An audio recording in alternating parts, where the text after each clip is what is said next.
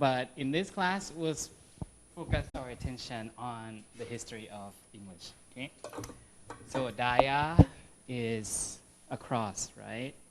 And then chron, CHRN is time. So we look at how English has changed through time, okay, in this class. And you can think of this class as looking into different aspects, different levels of English through time. So we'll look at things like the morphology, phonology, and semantics of different stages of English. Okay? So I would like to start off with the syllabus first. Okay? And most of you know me already. My name is Krista, right? And my office is upstairs 214, and that's my email address. And we'll communicate through email if I have PowerPoint slides and if I have handouts or if I have exercises. I'll send out an email with also PowerPoint slides if I have for each week. Okay? And you know that when we study a history of something, right, we have to set the kind of content, right? We can focus on a particular stage so that we focus on the details, or we can just step back and look at a big picture of that period, right? Or the whole period. So this is a very difficult task, difficult decision to make, because you have to decide how much time you want to spend on a particular period, right? And from the birth of English, from the birth of what we call English, from the 5th century till the present day, which is the 21st century, right? That's a long time. And how would you study a history of something this long? That's a question, right? That you have to make a decision when you do a class like this, right? You can focus on the details, meaning you can focus on, for example, the history of sound changes, or you can focus on the history of syntax, like syntactic changes, right? Or semantic changes, like that. And you can just focus on one thing in particular throughout the whole period, and that's possible, right? And you can have classes like historical English syntax, historical phonology, like that, of English, like that. Or you want to look at a bigger picture, and you want to look at everything in a class. So that's also possible, right? So so it's just like a map that we use every day, right? Some maps are more detailed than other maps, and some maps are designed for tourists. So the maps that are for tourists will have like tourist attractions, right? Whereas other kinds of map will focus on different things. So for this class, since you guys need some overview of the whole history, we'll do two things at the same time. So we'll first do the big picture, right? We'll study everything, like throughout the history, and we'll also look at the more narrow picture. We'll focus on some issues in particular. For example, some sound changes and some syntactic changes in particular, and some semantic changes or some pragmatic changes in the history of English, right? Pragmatic changes. So we'll spend about 7 weeks here, and we'll spend another 7 weeks here, okay?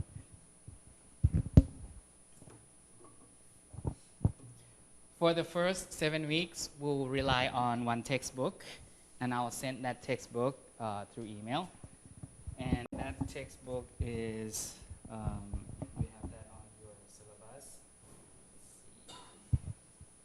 That textbook is this one, The Origin and Development of the English Language by OCW-HYU, right?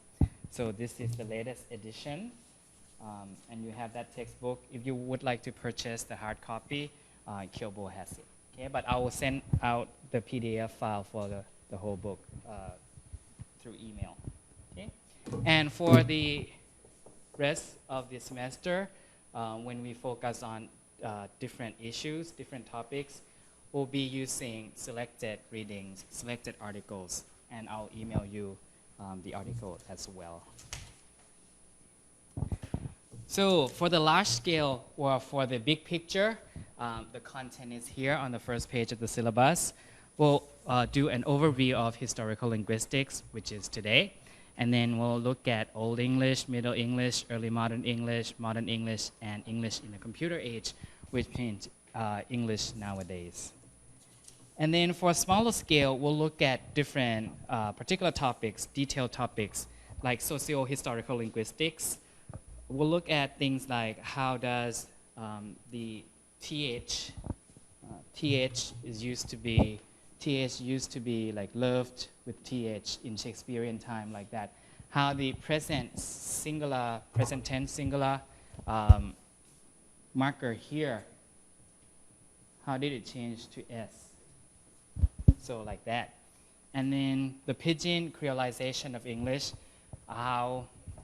whether or not English is a Creole or is a pidgin, like that. So it has to do with sociolinguistic issues. Right? And we'll also look at historical pragmatics, things like address terms or speech acts and questions in different kinds of texts. Right? Pragmatic has to do with meaning that arises in the context of use. Okay? And we'll look at different text type in the history of English, like the cookbook type, for example, or different genres of text. Okay? So that's text linguistic or historical dialogue analysis. And we'll also look at historical semantics, like semantic changes in meaning of words. And finally, we'll also look at historical syntax. We'll focus our attention on grammaticalization.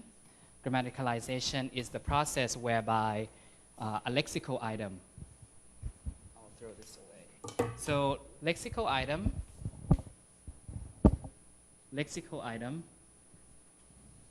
becomes a grammatical item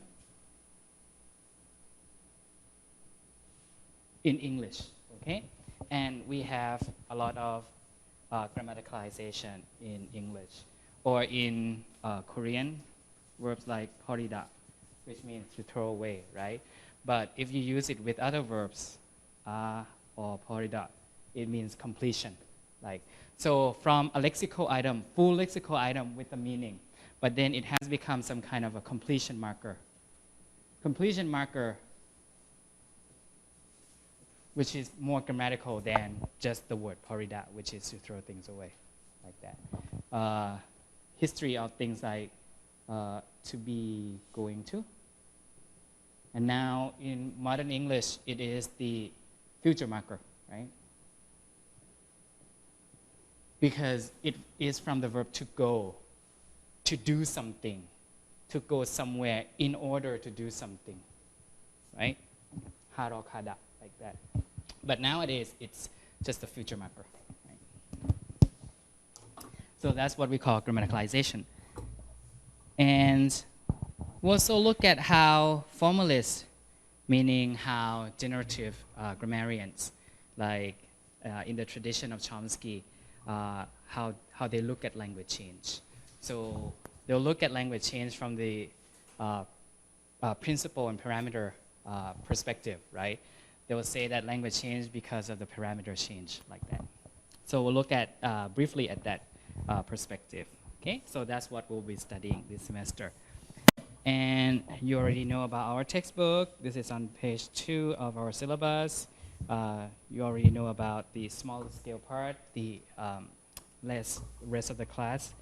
I'll ask you to do, for the requirements, I ask you to do one final, one midterm, and some homework problems, some homework assignments. And I'll ask you to do presentation just like last semester, where you will pair up with someone and then you will present on a topic that you are interested in. So this will begin after the midterm. So you can choose the topic. The first 7 weeks are going to be the big picture part, right? So there's no presentation there, and we'll rely on textbook for most of the time. And starting from week 10 to week 15 or 14, we have selected topics.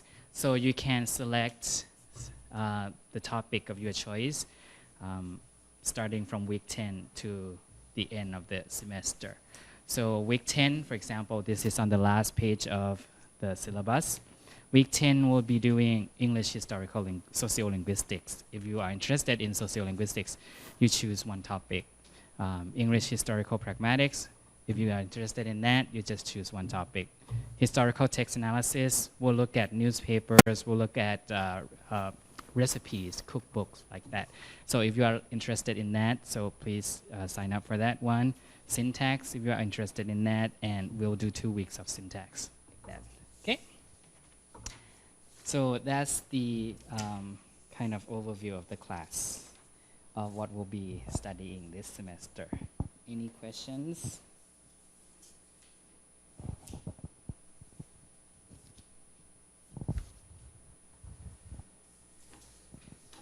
In the first 7 weeks, we'll rely on textbook and also on homework assignments. Okay?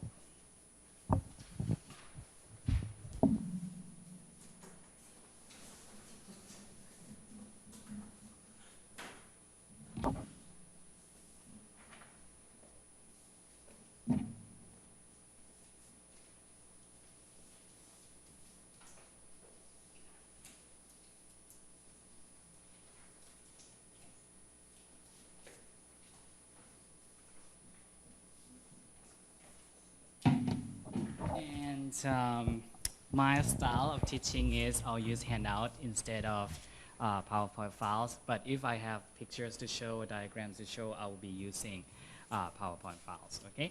So just as what we'll be doing today, we'll rely on the handout. Okay, that I have prepared for you. So today our topic is the introduction. We'll talk about the basics of language change. Okay.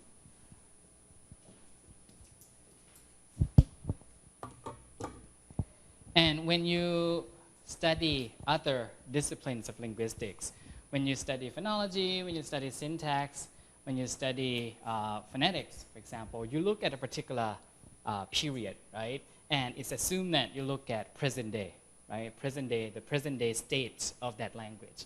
Present day syntax of English, present day syntax of Korean, like that. But if you step back and look at a particular language through time, then there is this principle that is true, is very true, that all languages change.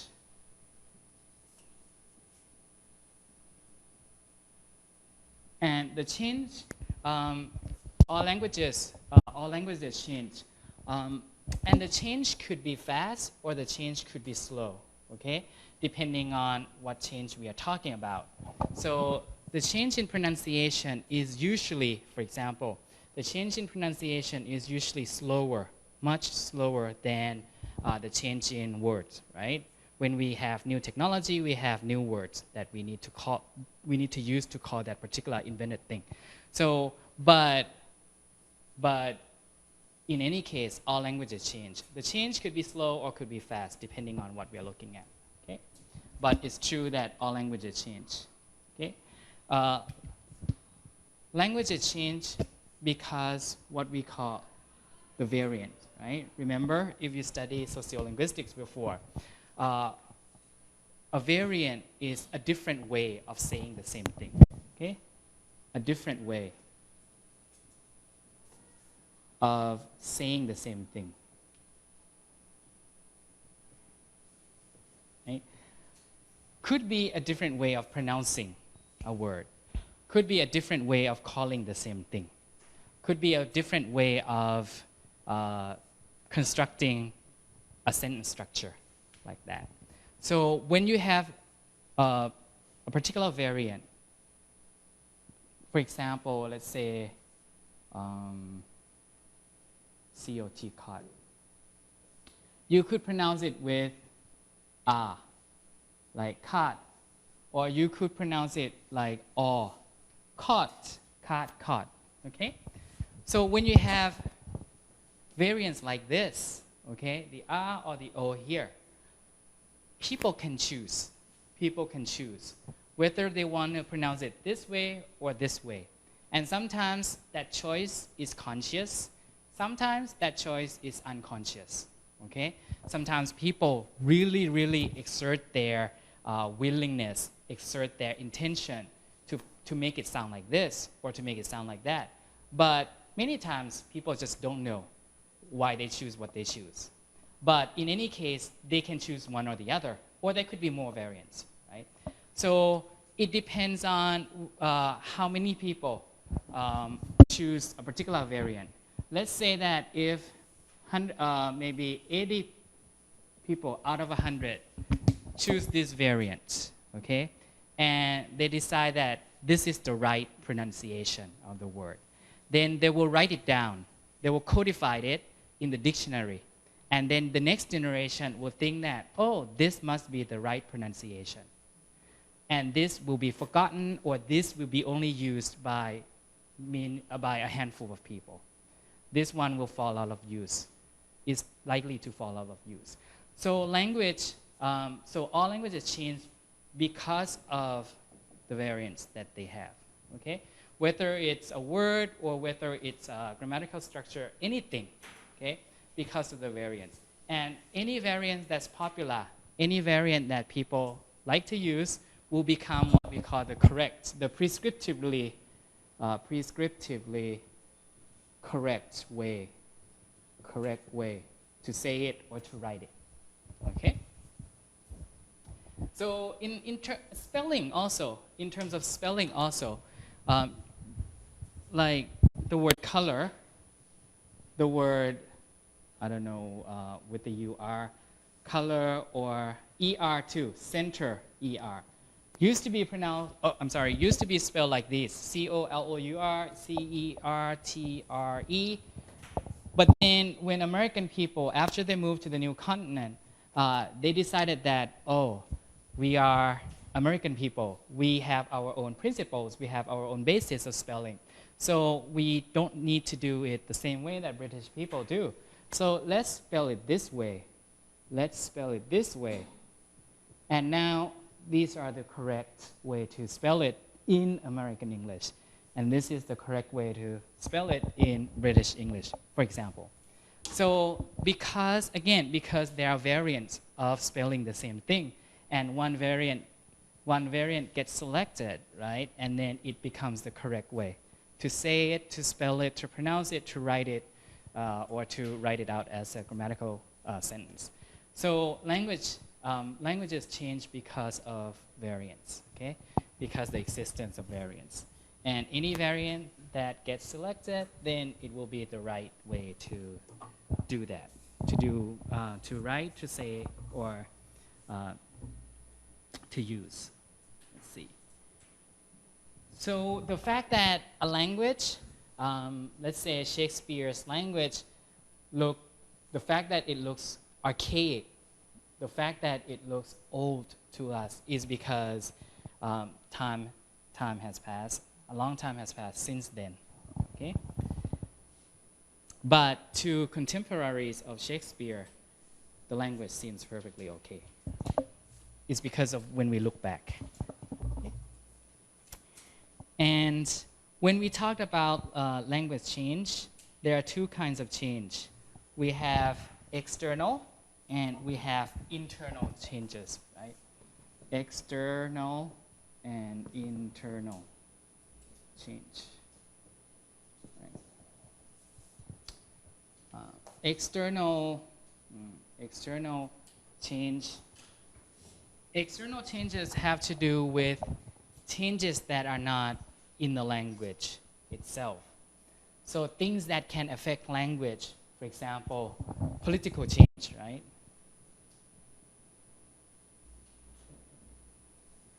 Cultural change.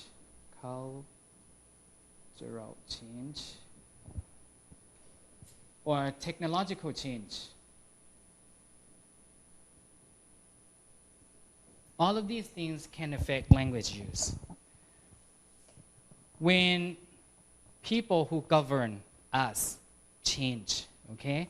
As in the case of, we'll talk about this later, as in the case of the Middle English period, when we have French people who came to govern the British Isle, then French, the language of French, affected English tremendously.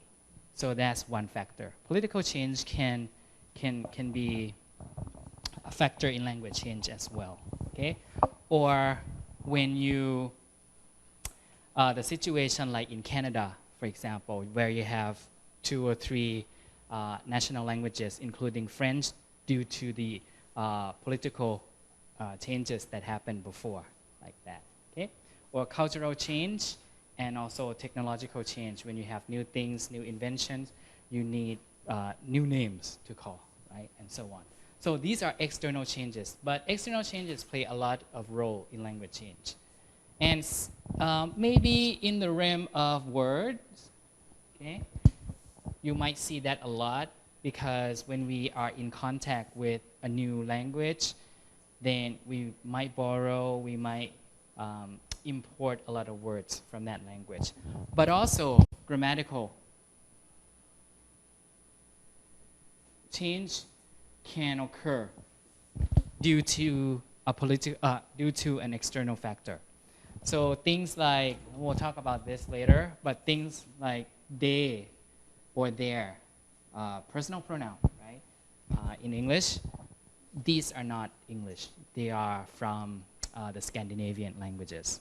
So this is grammatical, right? Or even the noun phrase of something, the picture of me, the leg of the table. Of here is not English. It's from French, from that preposition, de, like that, okay? English only has this apostrophe S, which is not apostrophe S in Old English either. But English has this kind of thing, but we imported the of construction from other languages.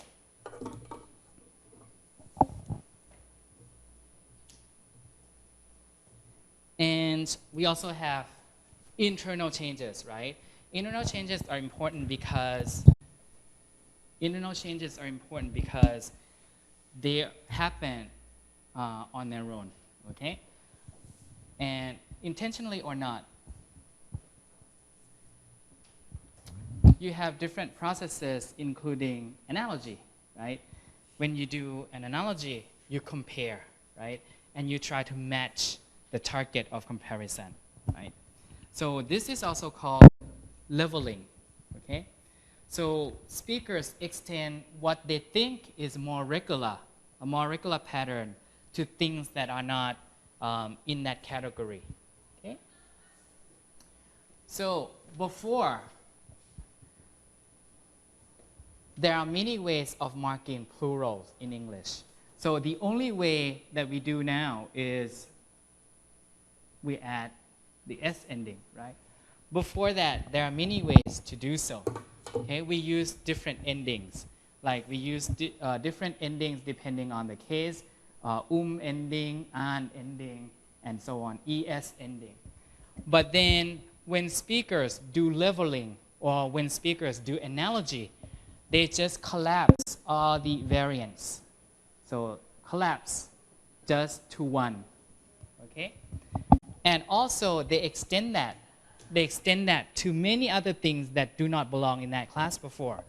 So for example, nouns of foreign origin like syllabus, which is Greek, right? Syllabus that you're having, or cactus, like that. In the old days, we have to do it like syllabi, cacti, like that, right? But today, as a result of analogy or as a result of leveling, then we extend this, right, to this thing. So we have syllabuses, like that, and cactuses, like that, okay?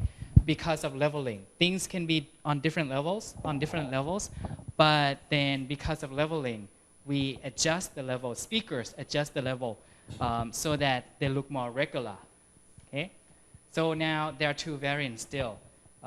People who want to be prescriptively correct might say syllabi, and a lot of times people say syllabuses like that. So we have two variants.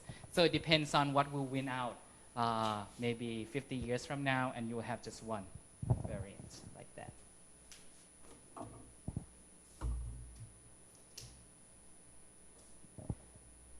So analogy is the internal change, right? It doesn't affect, it's not affected by any external factor.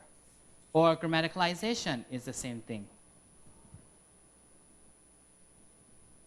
It's the process by which a lexical item, purely lexical item, whatever it is, becomes a grammatical item. Okay? Lexical item meaning a word that has a full meaning. And it's a word. It's not a grammatical marker. Okay? You guys know, right? When I say lexical and grammatical, when we talk about words, we can talk about two categories: lexical words or lexical items, and also grammatical words or grammatical items, right? Grammatical items do not really have meaning, but they indicate some kind of relationship between things like preposition of. How would you describe the meaning of of? Oh, it's of, right? There's no way to describe that kind of meaning. So this is a grammatical item. Or all prepositions are like that. Or markers like will, like this, will, shall, like that, or to be going to. These are all grammatical, okay? To be going to. Or S ending, right? It's not a word. It's not a morpheme. It's not a part that has full meaning, right? But it does grammatical functions, right? And we have lexical words that we use that have full meaning, like chair, blackboard, love, whatever, right? So these are full lexical items. So grammaticalization, grammar, right? Grammar. And then decalize is to become a grammar marker. So when a lexical item becomes a grammatical marker, a grammatical item, then we say that the process of grammaticalization happens, right? That's internal, right? So all prepositions, almost all complex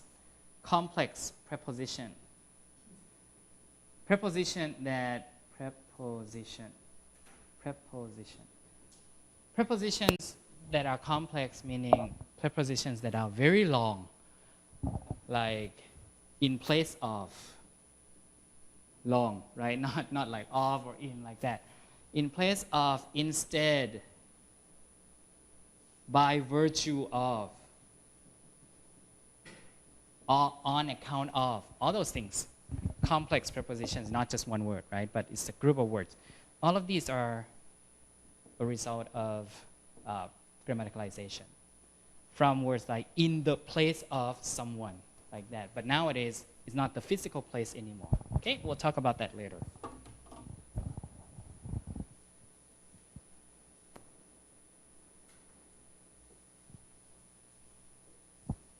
Or grammatical markers like will or shall. Will or shall are not what people call modal verbs, right? To start with, but they are really full lexical items. Will, meaning to have the will to do something. Okay? And then finally, we have sound changes, right?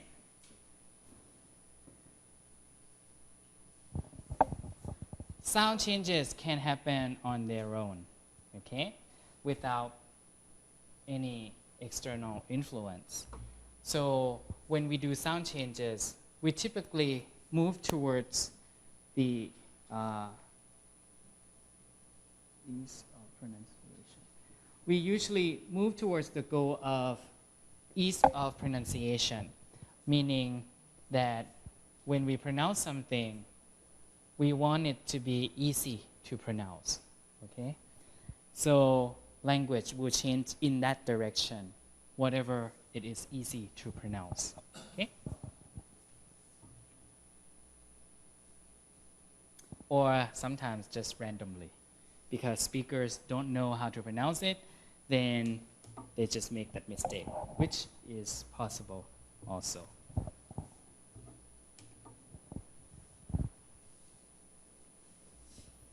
So that's the two factors, external changes and also internal changes, right? We'll study both, okay? Because both factors have influence on the language.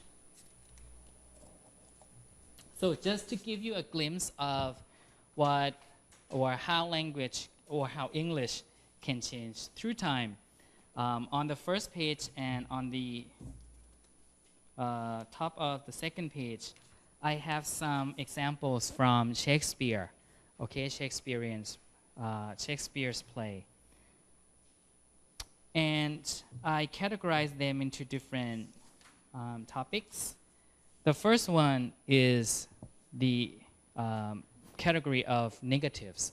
So how did Shakespeare and how did his contemporaries mark negative, negation in English? Okay, so let's look at how that can be different from present-day English. Okay, so I'll do this as an example. In number 1, that's from Macbeth. A character says, "Saw you the weird sisters? Came they not by you?" Right? So let's pay attention. Let's focus on the negation here. The negation is in the second sentence. Okay? Came they not by you? You see the word not, right? Not is there. And then the first word that you see is came, right? In modern day English, how would we say it? Didn't they come by you, right? We would say it like, didn't they come by you? So in this case, it seems that whenever they want to negate a sentence, they just put not, okay, after the verb. Came they not by you, right? Just like they not came by you, like that, or they came not by you, like that. Okay? In number 2, let's see if the situation is the same. In number 2, we have I love thee, thee meaning you. I love thee not, therefore pursue me not. Okay? Don't follow me like that, because I don't love you like that. So I love thee not. The way we would say it is, I don't love you, right? We would say do. We would use do, the do support, and then we would use not after the do, okay? But in Shakespeare's time, it seems that they just put the word not in there, okay? Therefore, pursue me not, same thing. Therefore, we would say, therefore, do not pursue me. We would use the do support, right? But in Shakespeare, they just put not. Number 3, I know thee not, I don't know you. In other words, oh man, fall to thy prayers, fall to your prayers, like that. Thy is your, right? Thee is you. So same thing, right? No use of do. Number 4, I will not budge for no man's pleasure. This one is different. Different and also the same. I will not. That's the same, right? We would say, I will not. Budge means to move, right? I will not budge. But what's different here is the fact that when you have the first not, you also have the second not, no, right? You have 2 negatives in the same sentence. I will not budge for no man's pleasure. In modern day English, we would say, I will not budge for any man's pleasure, right? Any. We would not double the negation, okay? But in Shakespeare's time, you can see that double negation is okay. Or you can say, I will budge for no one's pleasure. You can say that. But only one negative word. Number 5, I cannot weep nor answer have I none. Cannot is the same, okay? Just put the word not. Nor answer have I none.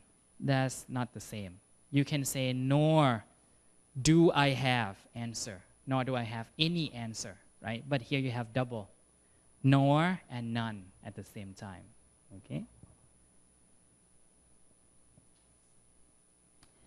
I am not sorry neither.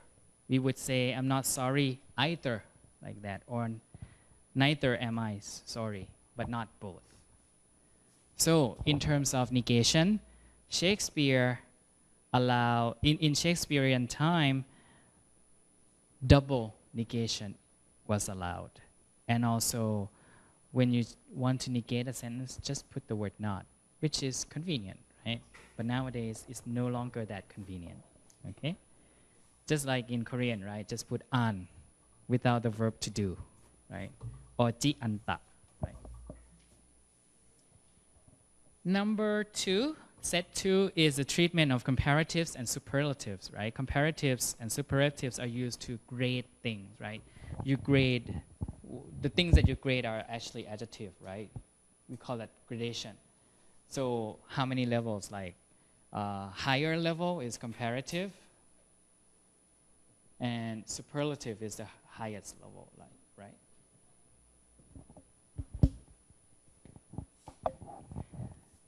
And in modern day English, how do we do it? If it's a short adjective, we add the ER, smart, smarter, or EST, smartest, right?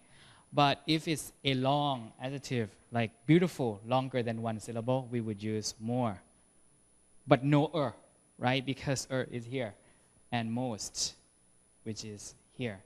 And when you use most, there's no EST, right? That's how we do it.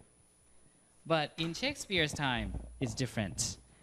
In number 1, she comes more nearer earth than she was wont, than she was used to, like that. Then it is her habit.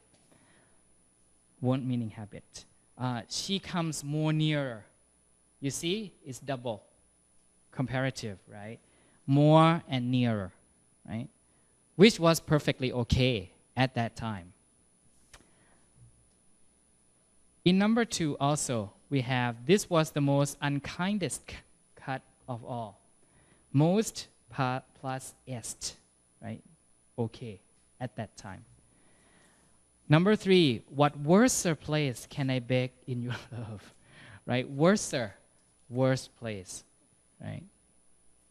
So in Shakespeare's time, these are all perfectly okay, right? But nowadays, wrong. So you can see that it's just the variant of the same thing that gets selected, right? To be the right thing, okay? So far so good. Let's proceed to number 2, page 2. Differences in verb agreement inflections. Verb agreement meaning in English, the verb has to agree with the subject, right? If the subject is singular, then the verb has to agree. So it has to have the S or ES ending. And if it's plural, then it's a 0 ending, right? In syntax, they'll talk about case assignment and also feature assignment and so on, right? In modern English, if it's present, the present tense, then we add the S, okay? Where are we? In number 1, this is from The Merchant of Venice. The quality of mercy is not strange. It droppeth, as the gentle rain from heaven upon the place beneath, is twice blessed. It blesseth him that gives and him that takes. Meaning that if you are merciful to someone, it's just like rain. Right? So if you focus on the verb drop and on the verb blessed in the second sentence, the last sentence, it droppeth, right? And it's also pronounced as eth, E-T-H, right? That is used instead of the S ending. We would say it drops and it blesses, right? Instead of it blesseth, TH. And And in the beginning, you have two choices to mark the present tense, at least in this period, the ETH ending and also the S ending. So you have two variants. But then later on, the S won out, and the S got selected to be the standard, to be the right way to mark the present tense. So that's why nowadays, people don't mark it with ETH anymore, except for like religious language like the Bible. You will see that. Okay? Same thing with number 2 and number 3 and number 4. Number 3, though, you have the S variant. It offends me to the soul. So in this period already, you can see two variants competing with each other, right? Sometimes people will use S, sometimes people use TH, depending on their preference, presumably, but then somehow the S won out later on. Number 4, we have her election hath sealed thee for herself, for thou hast been as one. Her election hath, instead of HAS, we have HATH, right? And then thou hast, ST instead of have, okay? And number 2, you have slayeth instead of slays. Okay? So in this period, the present tense marking, the verb agreement, was different. And finally, the treatment of auxiliary verbs. If you look at number 1, Macduff, that's from Macbeth again. Macduff is fled to England. Nowadays we would say Macduff has fled, right? Has fled to England. So instead of using is to mark the perfect, right, present perfect, we use has nowadays.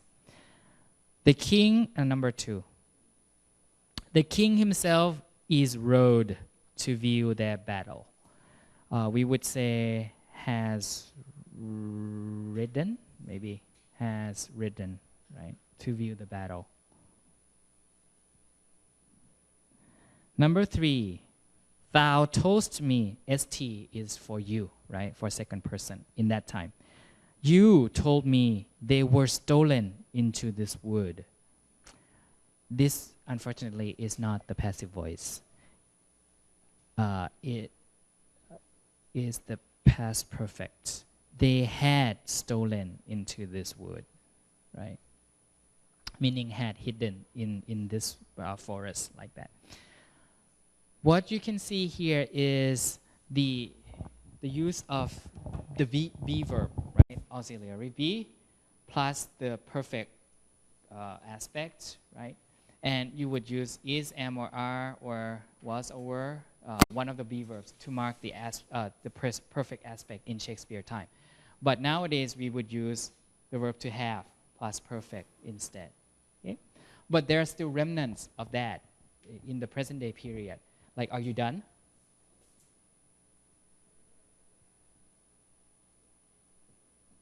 Like that. Are you finished? People would say that this is like a state rather than the actual activity. But that's true to a certain extent, but it's also remnants of this system, right? Have you done your thing, like that? Right? Or am arrived. Some people would say that. Arrived, like that, instead of I have arrived or I arrived here, like that. So remnants of this you can see sometimes because they faded out of favor, right? But now we use only the have perfect most of the time. Okay? In some languages, though, if you study Spanish or if you study Italian, if it's a motion verb, like arrive or involving motion, you will have to use, when you want to do the perfect, you have to use the be verb rather than the have. If you study Italian like that, it's still like that. So for motion verbs, at least, for the present perfect, we will use have and not be anymore, except for some like old constructions. Okay? The last thing we already talked about, so that's repeated. So we're done. So you can see that we only talk about grammatical changes most of the time, right? And some morphological changes like in comparative, in the case of comparative and superlatives, right? But you can see that even this is 400 or 500 years back, there is a lot that's going on, right, in that period, okay? And when we study language change, you might ask me, the next question is, how do we know the direction of language change? And how do we know how those people in the old days pronounce words, right? Because the recording like this that we are doing, that's only a recent invention, right, in the 19th century or so. How do we know how people pronounce words, right, in the old days? So we use some types of evidence. So, for example, we have spelling, right? Spelling, some people spell things, especially when there's no standard, spelling standard. Some people pronounce things some people spell things just like the way they pronounce words, right? For example, the word light instead of light, okay? When you see people spell light, L-I-G-H-T, with light, when you see that, you know that the GH is not pronounced. This is the way that we should be doing it, right? This is the way that people pronounce it, because the GH is not there. So this is the only sound that they pronounce, light, right, for example. So you look at the spelling, right? And gonna instead of going to, right? So that's how people really pronounce it, rather than going to, right?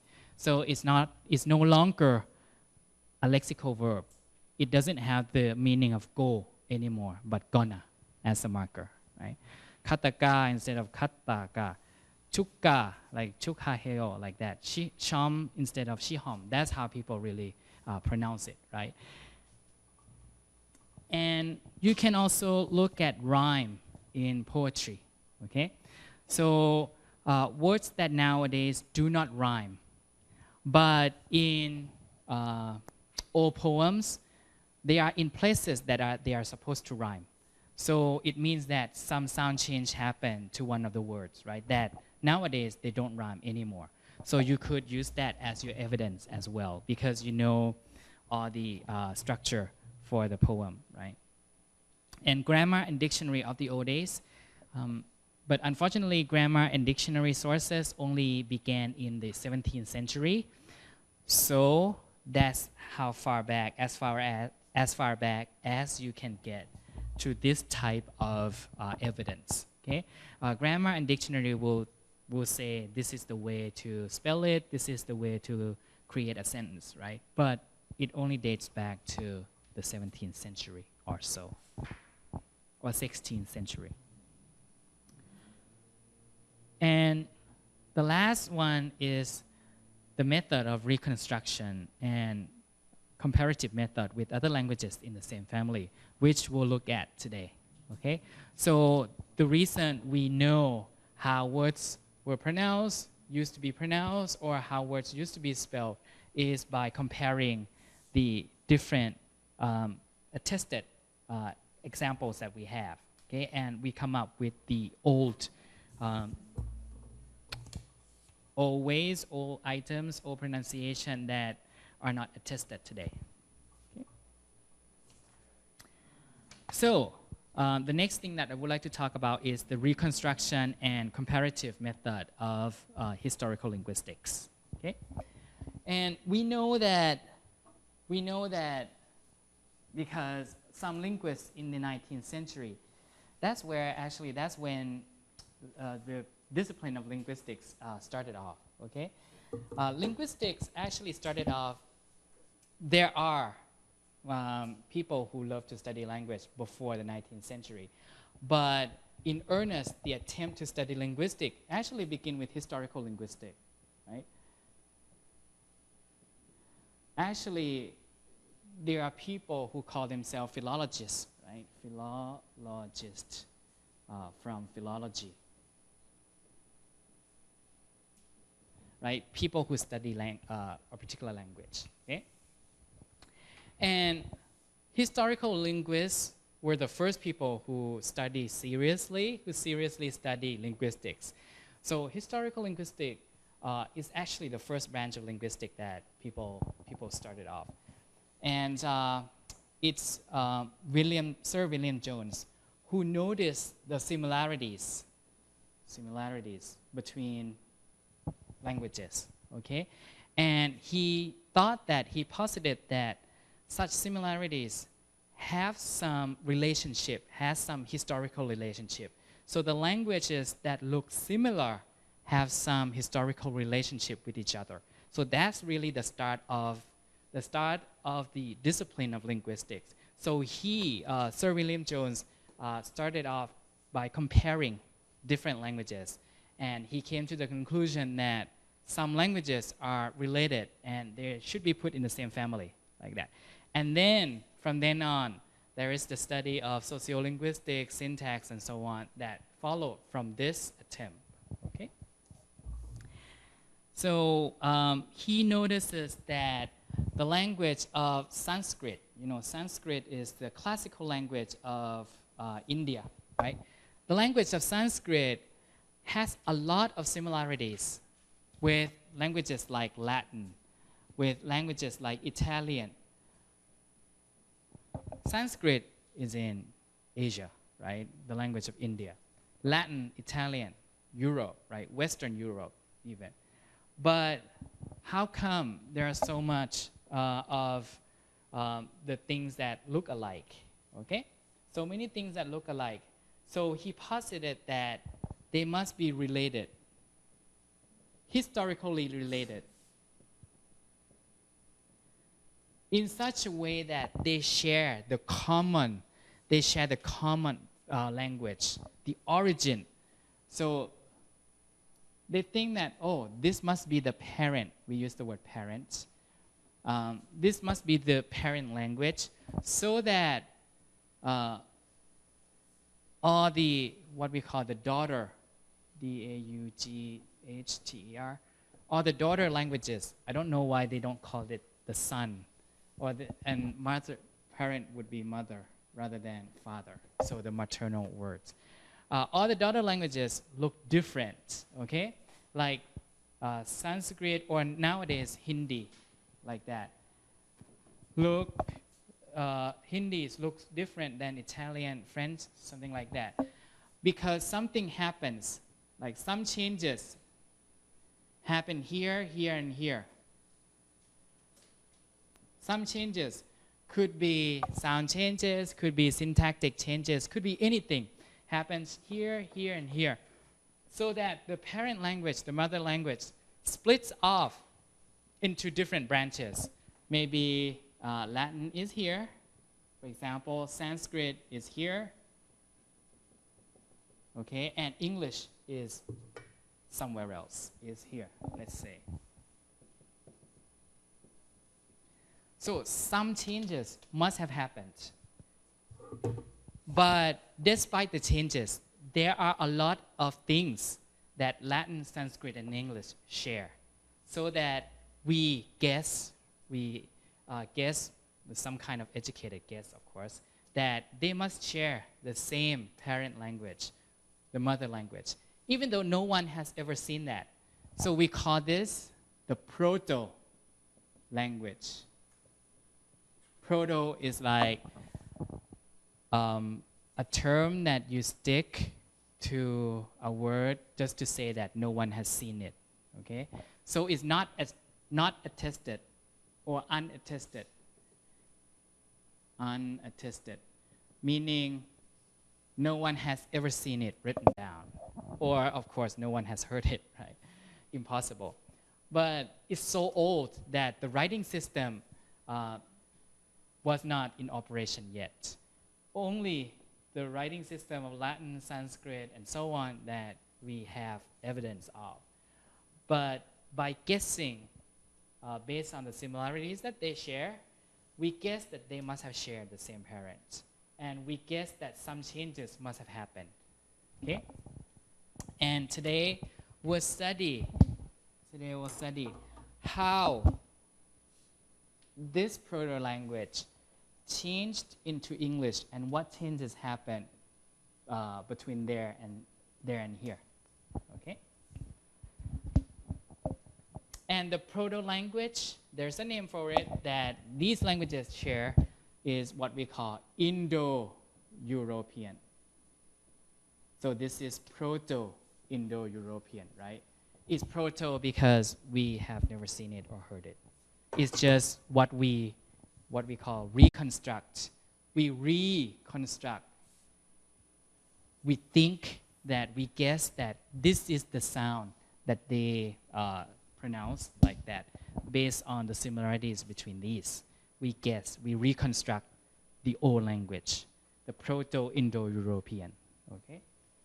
So, based on the work of Sir William Jones, based on his work, we know that English and Latin and Sanskrit and other languages share the same parent, share the same mother, and we call that Indo-European or Proto-Indo-European, meaning the unattested, right, Indo-European. So unattested or proto can be represented by the asterisk.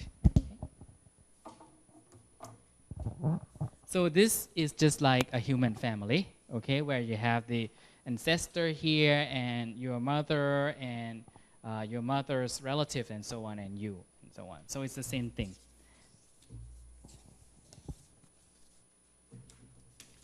And I think on the last page of the handout, okay, on the very back, you have a map of the Indo-European language family. Okay? Notice that this is just the Indo-European family. This is the name. Indo-European is the name of the family, okay? And we have other families in the world, like Niger-Congo families spoken in Africa, or Thai family spoken in Southeast Asia, like that, okay? So that is in a different family, okay? This is only the Indo-European family, okay? There are about 6 or 7 big families in the world. This is just only one of those 7. And the Indo-European family, as the name suggests, it spreads from Europe, Western Europe, westernmost Europe, like Irish, like that. Westernmost Europe to Indo, which is India, right? So that's why it gets that name. From Europe, westernmost Europe to India, right? To Asia. And you have many sub-branches, okay? Like Baltic branch, which is on the left-hand side, Slavic branch, like Polish, Czech, Czechoslovakia, Serbo-Croatian, Macedonian, Bulgarian, like that. And the most important sub-branch of all is Germanic. You see, Germanic, which is on the left-hand side. Germanic related to German, like that. And from the Germanic branch, you have 3 sub-branches: North Germanic, West Germanic, and East Germanic. So West Germanic, of course, is the origin of English, because English is in the West, right? Westernmost Europe, like that. And North Germanic is like languages that are spoken in the north of Germany, right? So like Swedish, Danish, Norwegian, for example. And then East Germanic is distinct, okay? East Germanic is distinct. Gothic now is distinct. And to the next sub-branch is Celtic. You see Celtic?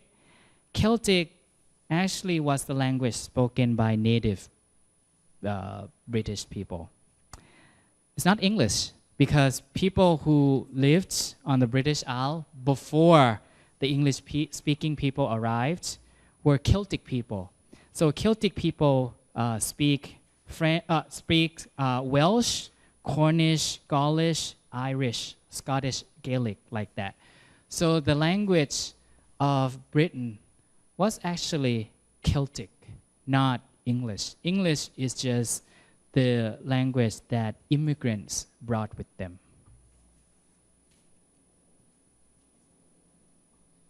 And Celtic people, after the English-speaking people, the Germanic, okay? After the Germanic-speaking people arrived on the island, they kicked out the Celtic people to the corners, to different corners of England. So they now are in Wales, for example. They are in Scotland. They are in Ireland, for example. So they are kicked out by the Germanic people, okay? Germanic-speaking people. And the Germanic-speaking people brought with them the English language. And then another important branch is Italic. Italic is important because it is the language, it is the family where you have French, Spanish, Portuguese, Italian. They are all related, and they are related because they descend from Latin, right? Latin is the language of the Roman Empire.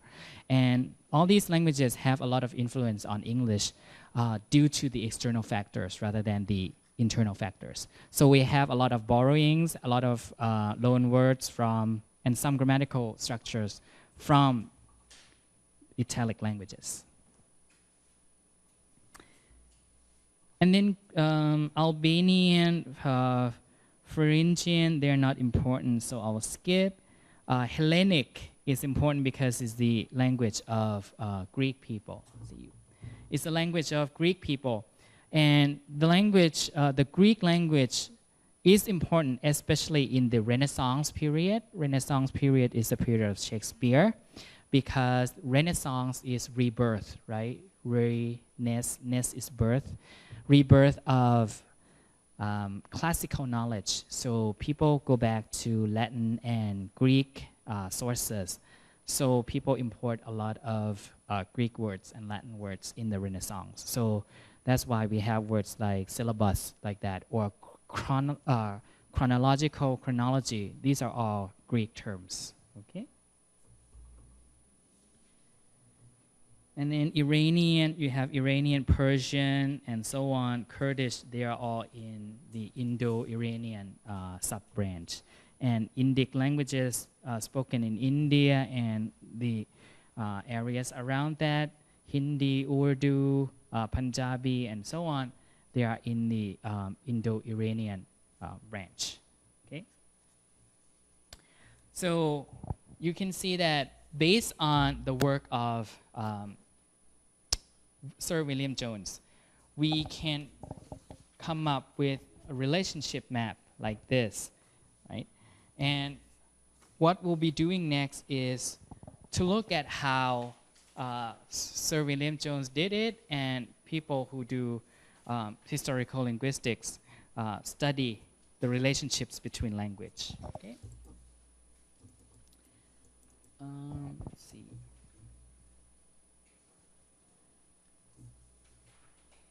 So let's look at page 3 on the handout. Okay, let's look at page 3 on the handout.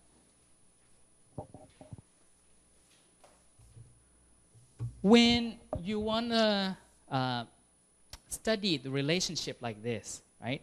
What do? We have to do comparison, right? That a language looks similar to another language, but what do we use to compare? We use what we call cognates, okay? We compare cognates, okay? GN is like birth or origin, right? Cognition, like that. So we compare cognates of different languages. Cognates are words of the same origin.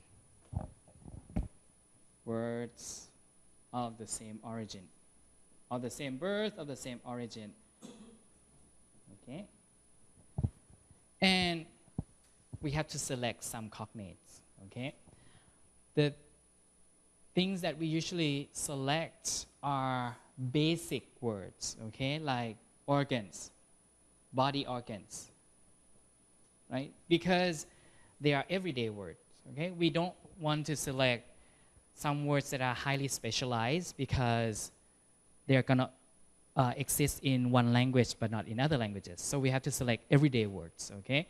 Not like sophisticated words. So cognates are usually everyday words. Body organs, numbers, those are pretty basics, right? And some everyday object. or everyday animals like horse and so on, fish and so on, that every culture should have the name for, right? And they are pretty basic. So we select a group of cognates to compare and contrast. And if the more cognates you have, the more similar the cognates look, then the higher chance that the languages that you are looking at will be related. Okay?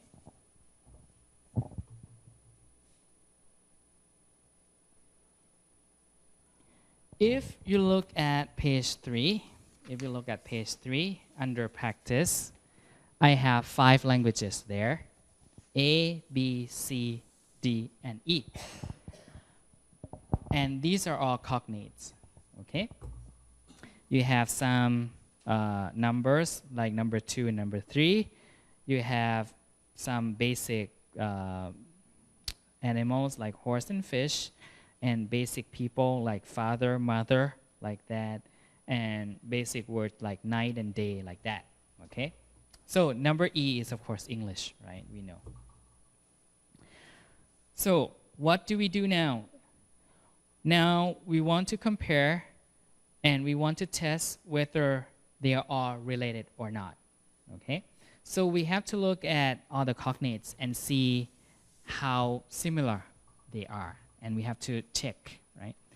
So if we compare A to E, okay, A, B, C, D, and E, what do we see? A, we have, let's look at the word who. We have A is Queen, Ko, Chi, Quem, and who. At least we see that A and D are alike, right? A and D, because they start with QU, you see that? And the vowel is the same, E. And then the last sound is different only, N and M. But that's okay, they are alike enough. So A and D are likely to be related based on this word alone. Number 2, word number 2, which is 2. We have A, do, dua, due, doi, and 2. We just said that A and D are likely, right? Now look at A and D. Are they likely to be related?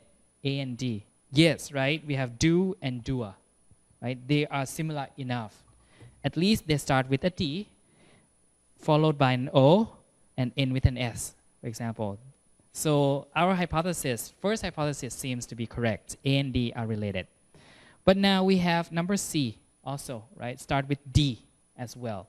So we would think that, now we will say that A and D is probably, it's probably that A and D are related. Very close, A plus D. But, so A plus D could be very related, could be daughters, okay? Could be daughters, so of this branch. But then now, since we have due, D-U-E, it starts with a D, okay? So we think that, oh, it can be related, but maybe further away. So we say that, what is that? C can be a relative, can be a cousin of A and D, like that. A and D from the same parent because they look very much alike. But C can be related, okay? But maybe further away in terms of relationship because not as many similarities as we see in A and D. Number 3rd word, which is 3. We have dress, toru, tre, tres, and 3. Now A and D are exactly the same in this case, so our hypothesis is correct. Seems to be correct. And C start with a T as well, you see? Start with a T. So our hypothesis still stands, right? That C can be related. Now, we have B as well. That starts with a T, toru. But why is it that in the first 2 words, the B language is never the same, right? So we'll just question the word toru, and we'll just question the B language, okay? Because it might just be a coincidence that it starts with a T rather than any kind of relationship. So just question it until we see more evidence. Next word, nai, what is that? Where, madre, mai, and mother. A and D now presents a different problem, right, scenario, because it's N and M, right? Well, N and M are different, certainly, but are they in the same group for people who study linguistics before? N and M, they are nasal sound, right? Sounds that are made with your nose, through your nose, right? It is possible, right? It is possible that M could change to M in a language, and N could change to M in another language. So we'll just keep this in mind, okay, until we see further evidence. But it's possible because it's still in the same class, natural class in phonology. But B is totally out of the way, right? Because it starts with a WH. So maybe the Toru, the word Toru, number 3, that we saw before is just a coincidence, okay? C, madre, starts with an M. So the C can be related like that, okay? But E, mother, we have just the first word that looks the same, right? So E can be related, but at least is not the same as D, is not the same as C, right? So it can be related, but possibly, but very far away from A and D, like that, okay? But we need to see more evidence. Next one, okay? We have woman, Muller in A, and D, Mulher, right? Start with an M, with L-E-R, or with L-H-E-R. Similar enough. So our hypothesis still stands, okay? They share. But B, no, right? B is far away. So maybe B is not related to A, D, C, and E. C is different, Donna, right? Instead of Muller. So C is far away from that, A and D. If you keep doing that, right, to the next word, pay, foot, right? Start with a P and exactly the same for A and D. So A and D are definitely related. So this is right, okay?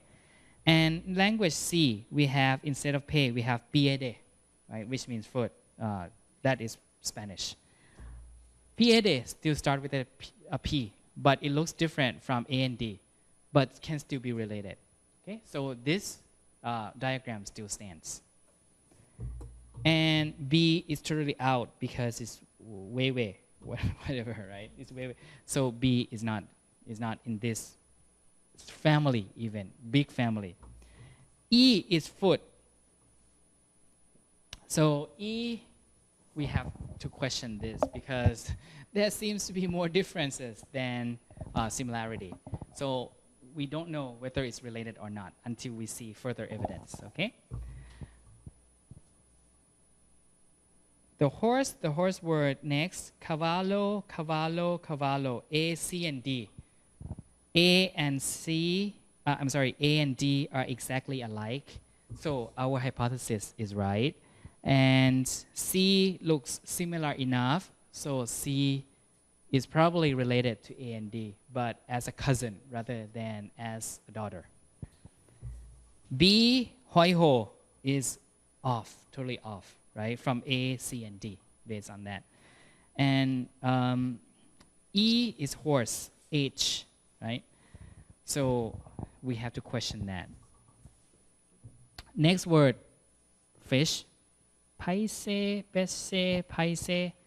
A, C, and D are related, just like we thought. The word you, pronoun, tu, same exactly. So A, C, and D are related as we posit. Next one, pai, padre, pai, father. We start with a P, right? So they can be related. Next one, name. Nome, nome, nome. Exactly alike. A, C, and D are correct. Last one, the word night. Noite, notte, noite.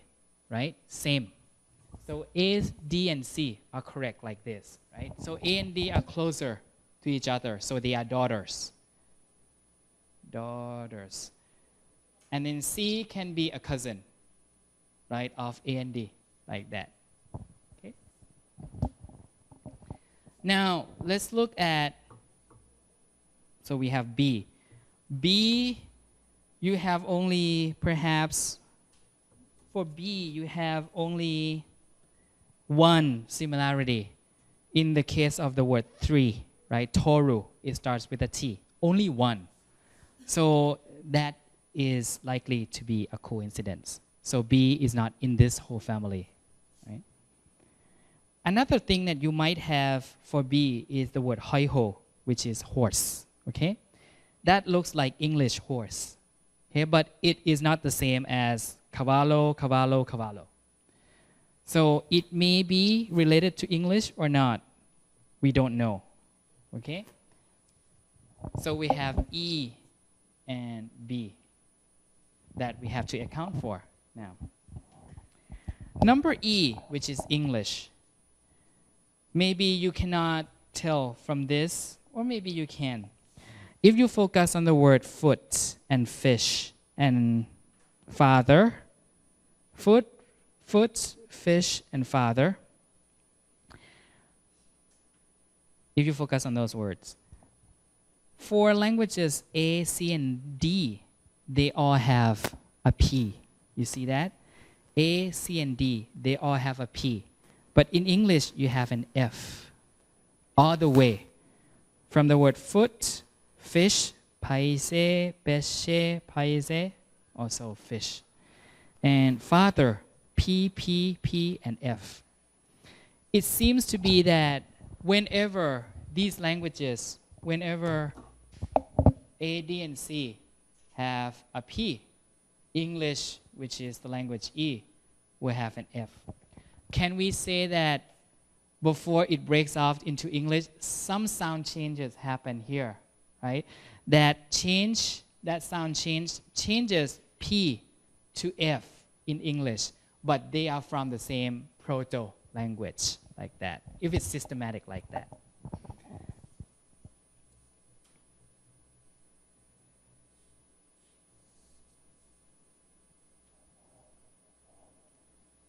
And in other words, like the word name or night, you still have N and N for N and N for the A, C, and D, and also English, right? So they can be related.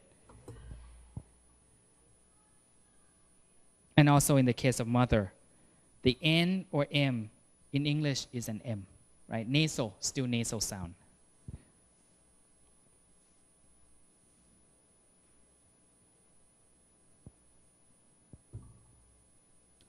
Perhaps that's all we can say from this limited set of data. So our conclusion is, for sure, A and D are related, very closely related, and C is distantly related. And English can be related to all these languages too, but further away, okay? And B is just a coincidence. B is not even in this whole family, okay? So when we do something like this, we call it a comparative method, okay? And the comparative method will tell us how languages can be related. And some words can be similar because of borrowing. And in this case, B, the language B, borrows the word horse from English so that we have HYU, like that. So it's just a coincidence because of borrowing. But it doesn't mean that they are related, okay? Historically related or genetically related. And the more similar they are, the higher the likelihood that they will be related, genetically related.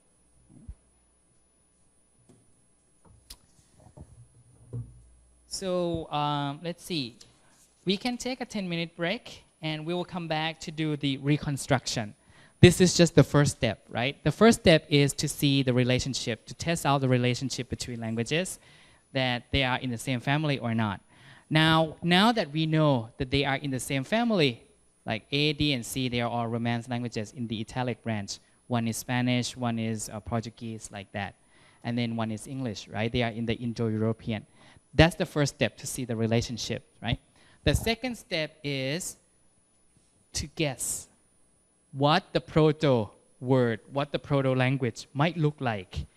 Now that we know that they are related, the second step is to see what the origin of these words, like cavallo or muller or dos, to see what the proto-language might sound like or might look like. So that's the second step. So that's what we'll be doing after we come back from the break. Okay, 10-minute break.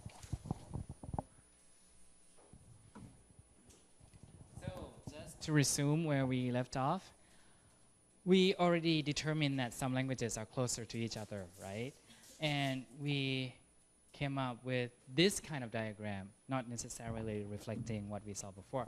But let's suppose that we have this kind of diagram where we put in all the related languages together. Okay? The next thing that we want to do when we do historical linguistics is we want to figure out what the proto-language might look like. The reason why we have to do guesswork is that nobody has seen it before. And we say that it's unattested, right? It's unattested language, meaning it's so old that there is no written record of, there is no voice record of, okay? We only see the written record of maybe relatively recent languages, daughter languages, but not the real ancestor or the real parent language, okay? So we want to do some guesswork. But our guesswork is educated, okay? It's educated guesswork. So we call it the reconstruction, okay? Reconstruction. There are two rules that we'll go by. The first rule, and they are pretty common sense. The first rule is the majority win. This is on your handout also. The majority wins. And the naturalness principle and the naturalness principle. Okay? The majority win, or you can just call it the majority rule. Okay? Two principles that we will go by. And sometimes they can be in conflict, but that's unfortunate. But most of the time, hopefully, they will just go in the same direction. Okay? So in order to come up with the proto-state of the language, of the family, right? What we do is to compare what we call sound correspondences. Okay? Meaning that we'll select from each daughter language here, we'll select some particular sounds, okay, that are comparable. Like we select from the practice that we did before, let's select the word to, right? To. The word to in English. Let's select, the sound correspondence should be the sounds in the same position. So if we focus on this sound, the initial position is a T. Okay? And in other languages, we have do, D-O-U-S, so we would pick the D rather than pick the S, because that's not the same thing that we're looking at, right? Sound in the same position. So if we compare the initial, we have to go with the initial, right? And D, and in language C, let's say C is due, and then dua, like that. So D, D, D, and T. So that's how we'll compare. So the sound correspondence set here is D, D, D, and T. So this is English, and this is language like A, C, D, like that. Okay? That's how we'll do it. So we select the sounds correspondence, right? And then we make up different sets. And then the members in each set should come from the same position. Front position, like this. And then you can do other positions. You can do vowel too. O-U, U, O-I, and then U, like this. Okay? So depending on what you want to compare, you can compare everything, but should be the same from the same position. Front position, middle position, the final position, like that. So we come up with different sounds correspondence sets. Okay? And then we want to figure out what the proto-language looks like, right? So we go by these two, okay? These two rules. The majority rule or the majority wins, meaning the more sounds we have, D, D, D, we have only one. We have 3 Ds, we have 1 T. Which one is the majority sound? Of course, D. So we would think that the proto-language must have a D, okay? Because that's the majority. Because, well, most languages here in the same family retain that feature, retain the D. So there's only one language that changes that feature. So we would think that, well, the ancestor, the mother language, must have the D, rather than assuming it the other way around, right? Because it would cost more for these languages to add a new sound rather than to lose some feature. Here, from D to a T, D is a voice sound, right? T is a voiceless. So it's also more natural to lose the voicing quality so that the D becomes a T in some languages. It's more natural. So the two rules here go together like that, okay?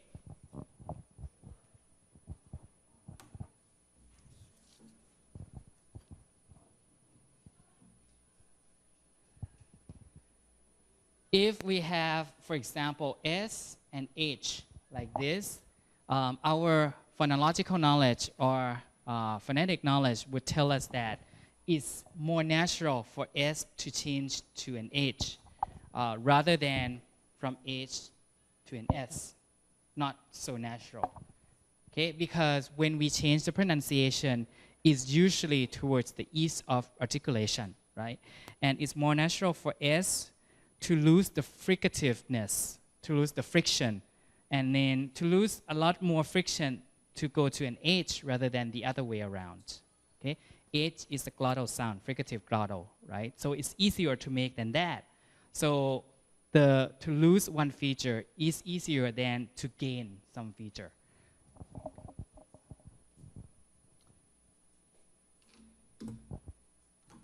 So your knowledge of phonology will come in handy here, okay, if you have a lot.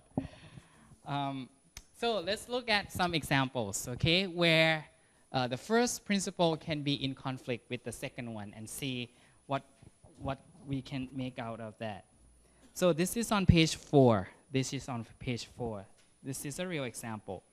So let's look at the languages there. We have Italian, we have what else? We have Spanish, Portuguese, French, and the last one is the gloss column, meaning the translation. So we'll make sounds correspondence sets, right? To see what the proto-language might look like. So let's focus on the first sound, okay? The initial sound. In Italian, the first word is goat, the animal. We have Italian capra, Spanish cabra, Portuguese cabra, and then French chèvre, like that. So the first sound, Italian, Spanish, Portuguese, and French, we have K, K, K, and also the hook, the SH sound like. Is that the same for the rest of the word? The rest of the words there? Caro, caro, caro, share, like that.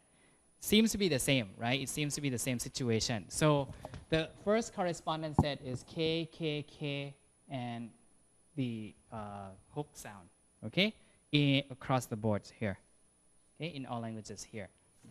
Now, we have to posit, we have to guess, using these two principles, what the proto-language might look like. The majority rule tells us that the proto-language would have what sound in that position? Of course, the K, right? The proto-language would say that. Okay. And is more likely in terms of your phonology principle that it's likely for a K to change to this hook sound, okay? It means that it has lost some feature. This is a stop sound, right? K is a stop sound. This is a fricative sound. It's easier for a stop to become a fricative, okay? So in this case, the two rules go together.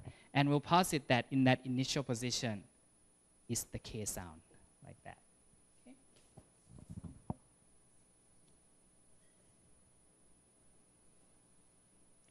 Now, we look at the second sound, which is a vowel sound. Okay? In Italian, we have a, like capra, caro, capo, carne, cane, a. Okay? A, across the board. Okay? Spanish, same, a. Portuguese, we have a, and we have a with the tilde, right? As the last one, with this, what we call the tilde, right? The nasal thing, okay? And for French, what do we have? For French, we have the eh sound, right? And with the last one, with the exception of the last one, is the eh with the tilde, right? But do you notice that when we have the tilde, which is the nasal vowel, right, nasalized vowel, the nasal sound is gone. In Italian, we have nasal sound in cane, right? Spanish too, can. But Portuguese, we have cau. The N, the nasal sound is gone. So the N, the nasal sound after this has become the tilde. So it's the same vowel, but the N is gone, so it is nasalized like that. Okay? So actually, we are talking about the same vowel here, so we don't need to write it out as two, because it's the same. Because it's just the nasal is gone and become that nasalized vowel. Okay?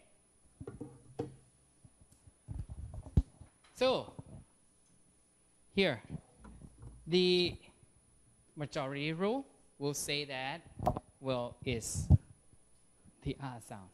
So the proto-language will look like that. Okay. And what else do we have? The third sound. The third sound here in the first set only, in the first set, and in the third set also. First row and third row. We are comparing P, B, B, and V. P, P, B, and F. You see that? So the proto is ka, right? And if we look at the third sound in the first row, capra is P, right? Capra. B, Spanish is cabra, B. Portuguese, cabra, B. And then French, shiver, V. Right? Now, where's the majority here? B, right? We have two B's, right? We have two B's, and we have one V, right? We have two B's and one V. And the same is for the third row. Capo, cabo, cabu, right? And then the last one is F rather than a V. But F and V are fricative. One is voiced, one is voiceless, right?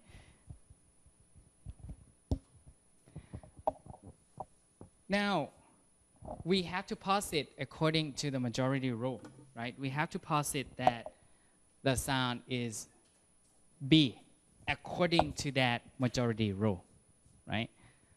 However, this is in conflict with the naturalness principle because this is the position in between, right? Like that. There's this position when you have like the medial position, the middle position, where you have two voice sounds in between. So the naturalness principle says that when you have this condition, when you have a P, which is a voiceless sound, it cannot stay as a P, right? Your phonology knowledge tell you that because it tends to be voiced. So from P, it should become a B because plus voice, right?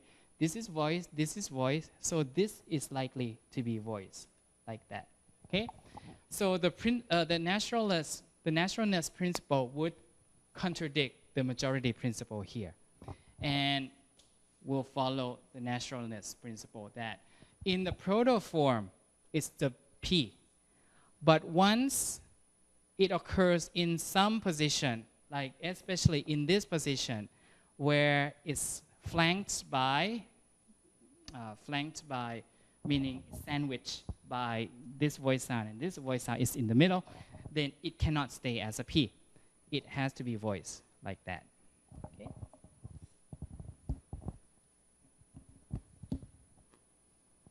And how to account for that V sound? Well, we account for the V sound as what we saw before, right? That it's easier for the stop to become a fricative rather than the other way around, right? So from the stop sound to become a fricative like that, okay? So something else happened afterwards.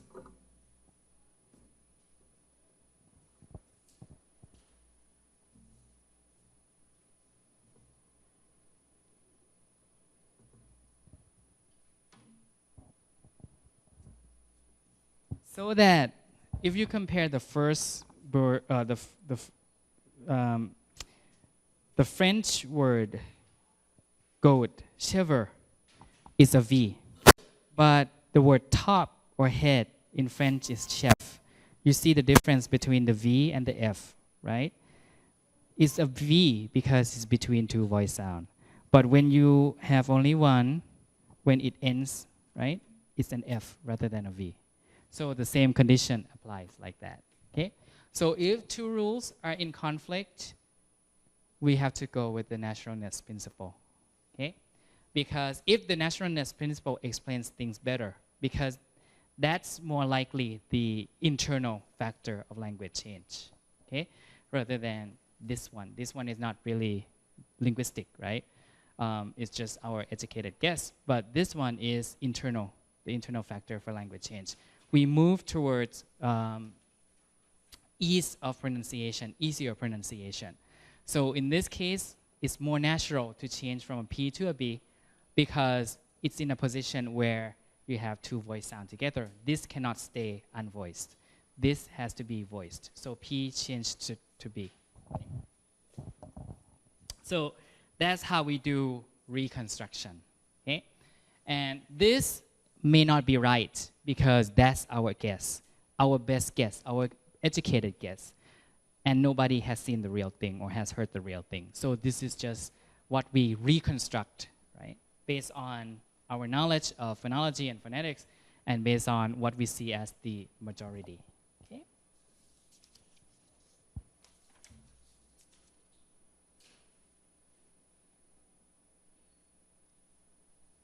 And you can do the same thing for the rest of the sounds too. For example, the sound R remains the same across the board except for French. The R changes to a different type of R, okay, but still R. And N, same thing, right? N stays the same across the board except for Portuguese in the last row, and except for French. The N, the nasal sound is gone, but it reappears as the tilde, right, above the vowel. Okay?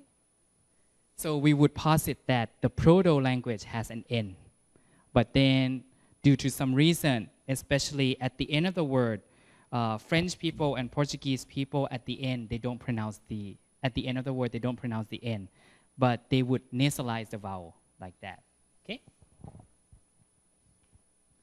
So it's changes like this that happen, like from voiceless to voice, or the loss of some nasalization, or the loss of some voicing quality that make languages different, and that cause different branches on the family, okay?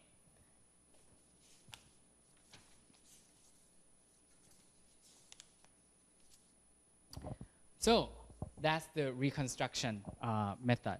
So we looked at the comparative and reconstruction method already, okay? So now we are ready to get into the history of English, okay? When you read English history of English textbook, doesn't matter which one you read, you will encounter what we call periodization, okay? Now we're getting into the history of English. So every textbook will have to periodize, or do periodization, meaning from, let's say, the 5th century to the 21st century now, we have to divide that long stretch of time into different periods, right? Period, and then ice is to make. So you periodize the whole period into different smaller periods, right? And that's a political thing to do, meaning there are reasons other than linguistic reasons that people do that, okay? And in fact, when you study the history of something, doesn't matter what it's the history of linguistics, history of Korea, history of the US, people would have to periodize, right? People would have to periodize the whole history into different periods, like the Joseon dynasty, for example, that's one period, right? When you do periodization, there are some pros and cons. The pros is that when you do periodization, you can have some interpretive frame, right? Interpretive frame for it. When you study literature, for example, you divide literature, English literature, up into different periods. Like the Romantic period, which is like 18th and 19th century, post-colonial period, right? The period after the colonization, or Renaissance period, Shakespearean period, or medieval period, the period of Chaucer, for example.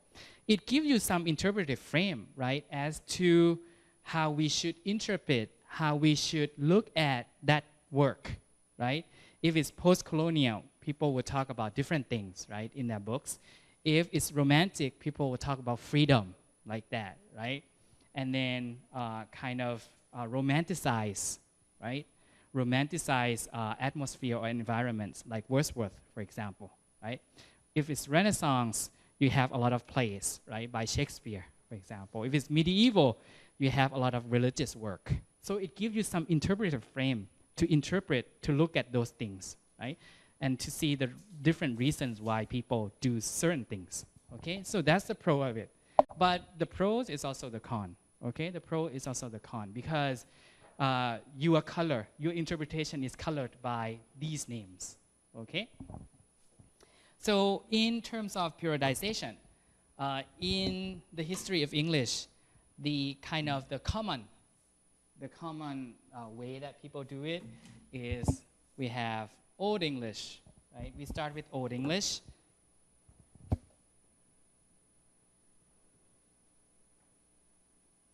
And that's around the 5th century, which is the 400 something, right? 400 to the 10th century, okay?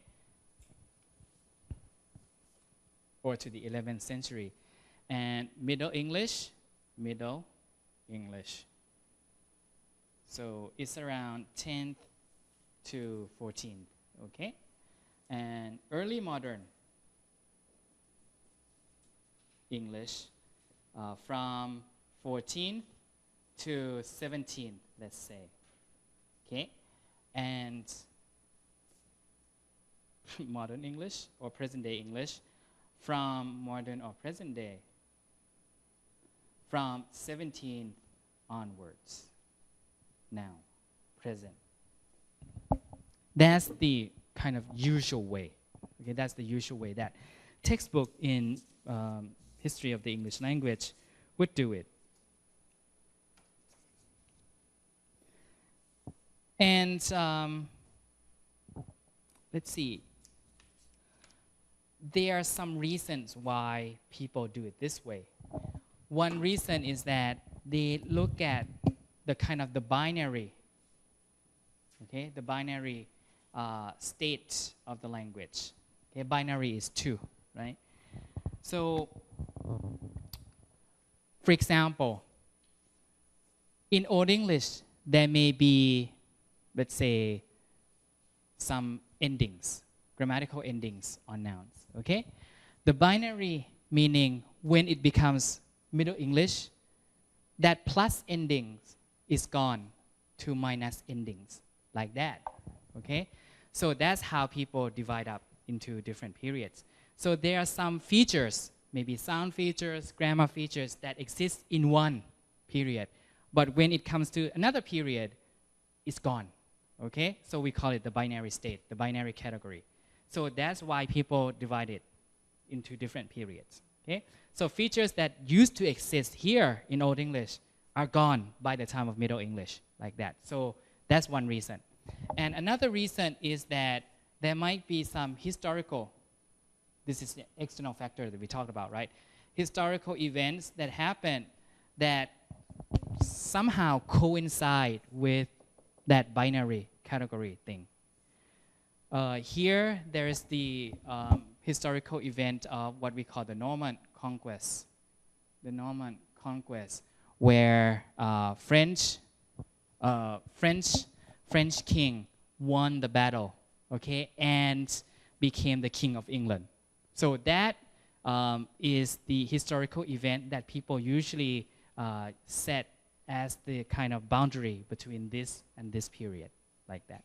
So it's a mix of two things. It's a mix of the linguistic criteria and the mix of the external linguistic, extra linguistic criteria, right, that people use to do it. But what I have to emphasize now is that when you do periodization, it's artificial. It's artificial. Meaning that, yes, you have some reasons behind it, you have some reasoning, but I mean, these reasons are artificial in the sense that people in that age, in that year, people in the 100th year here, in the year 100, they don't perceive themselves as speaking Old English. They perceive themselves as speaking present-day English, people in that period. And people in this period, starting from this date, they don't perceive themselves as speaking Middle English, right? It's artificial. Even though you have some reasoning, it's artificial because you kind of impose your worldview on how people speak. So it's artificial that way, despite some reasoning behind it, right? And different people, different scholars will have different ways of periodizing it, okay? This is just one way. And I will present to you there are other different ways. So that's why we say that it's artificial, because different people might come up with different reasons. And these dates are artificial. It's not real. Okay. And so when we study the history of English, it's best to be critical, meaning that we just don't follow along this kind of thing. But we have to look at the origin of periodization even, because we study the history, right? So there are some cons. We talked about the pros, right? And one of the cons is that, yes, it's good as an interpretive frame, but also that interpretive frame would color your judgment, okay, of the work or of the features, okay?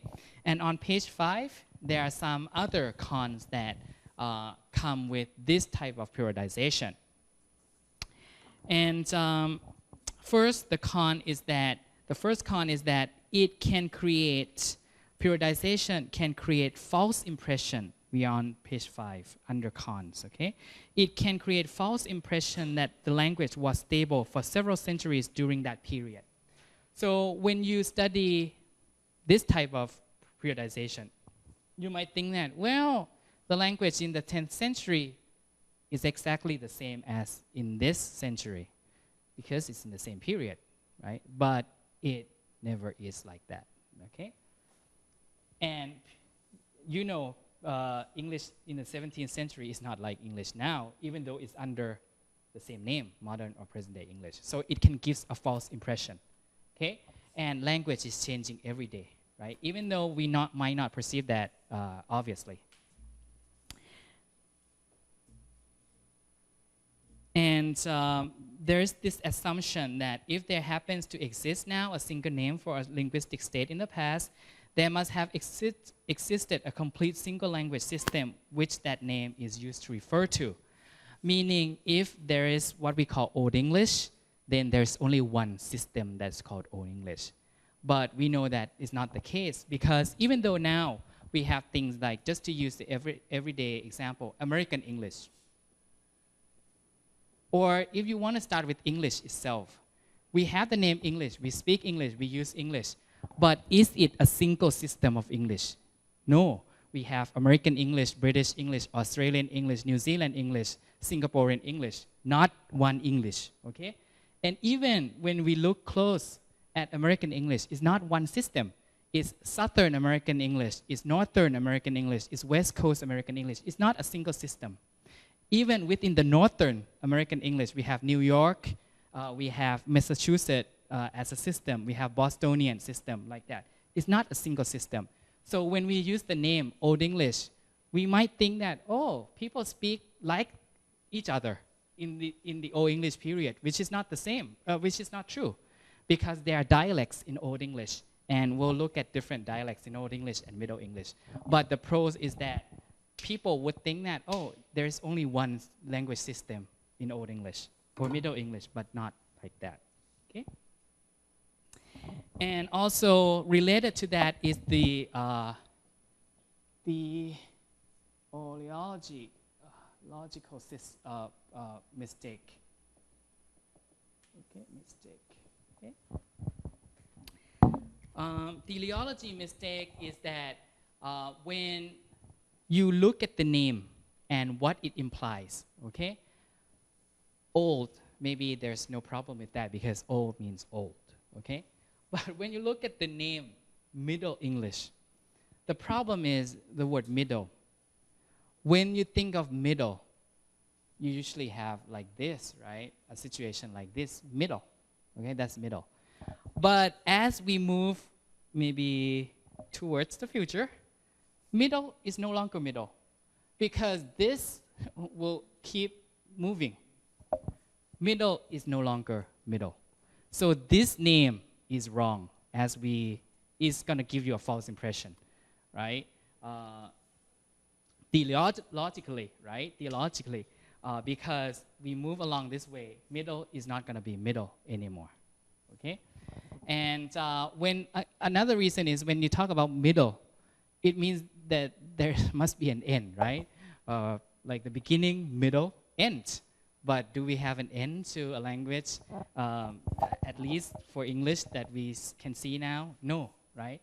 So the name here is not good, right? So we have to keep that in mind. But when you see this name, you might think that, oh, it's in the middle of things, which is not true, right? So we have to be critical of even the history of English, okay? And there are many ways to do it. Okay, the first few scholars that study the history of English, beginning with Jacob Grimm, for example. Jacob Grimm, early 19th century scholar, this is on page 5, this is how he divided up the period. For him, there are two major periods only. the Anglo-Saxon and non-Anglo-Saxon. See, Anglo-Saxon and English, okay? But within the Anglo-Saxon period, he has Anglo-Saxon and then half Saxon, which is a name that he just invented, right? Not only Saxon, but half, right? Saxon and Anglo-Saxon are people, the name of the people who are from the Germanic area, right? And then there is a period that it is like English, Old English, 1250 to 1350, Middle English, and Modern English. So he has a completely different system. So that's why I said it's artificial, because different people do different things, right? And then later on, we have Henry Sweet, which is another scholar studying the history of English.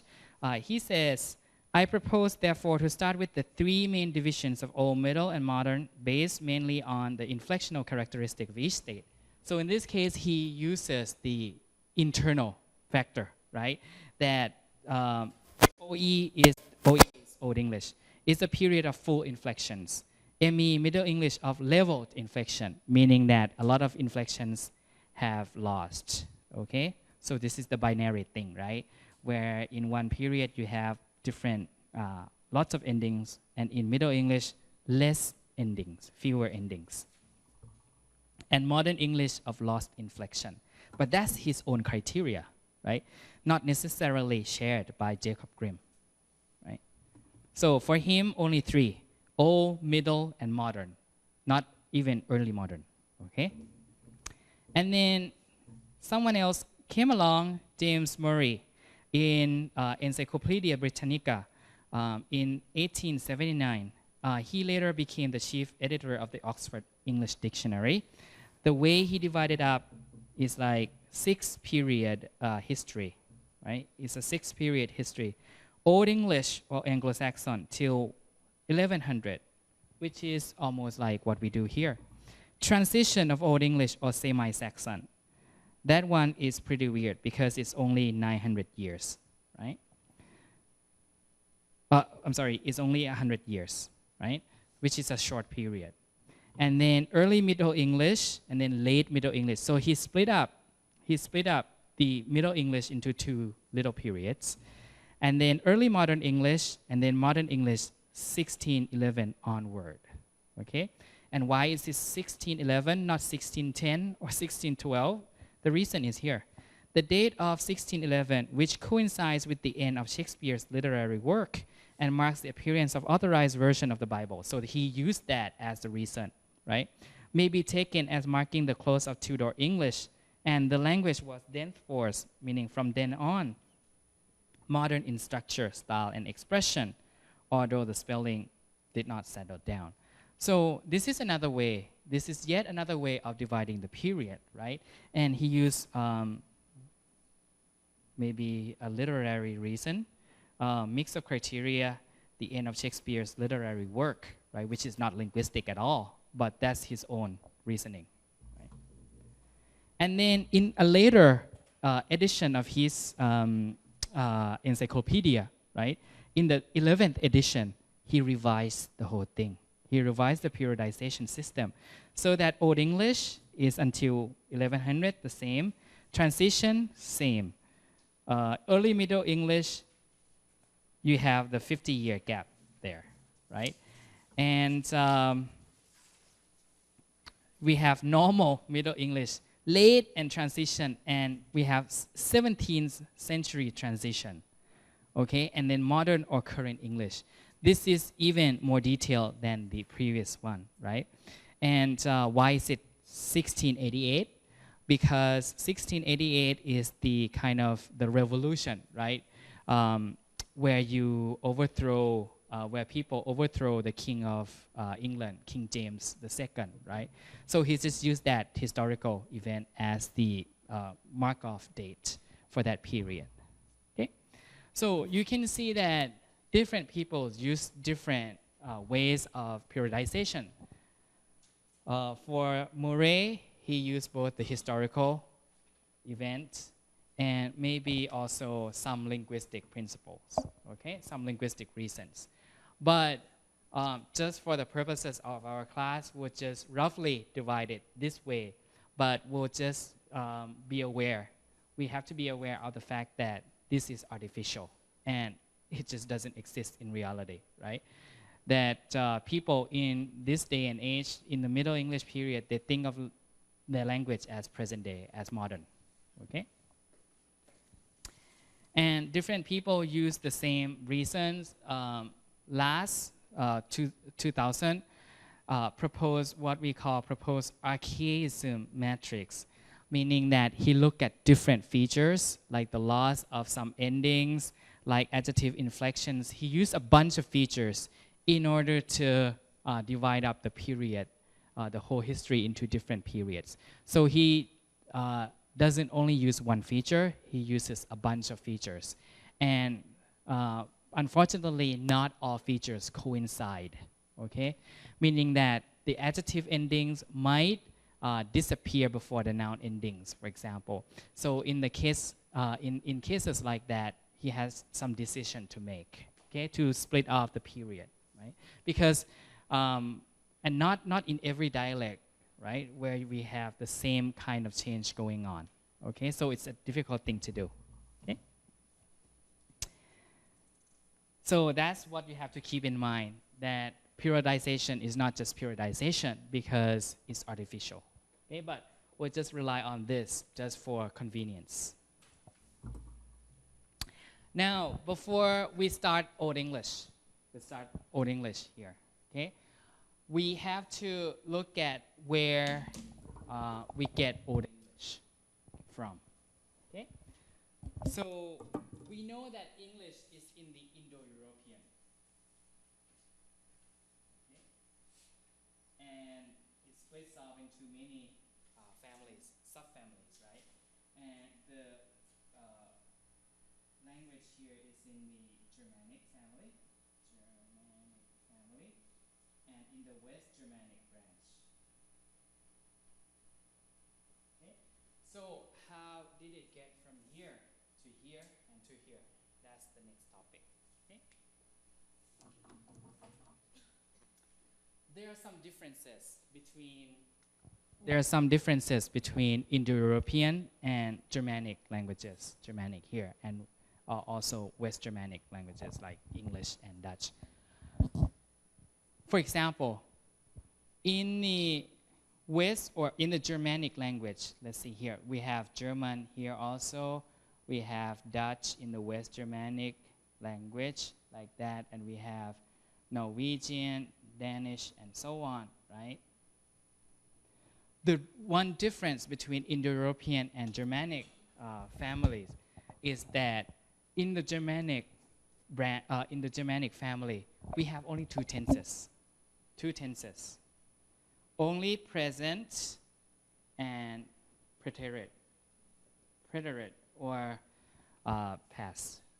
Preterite is past tense. Only two tenses.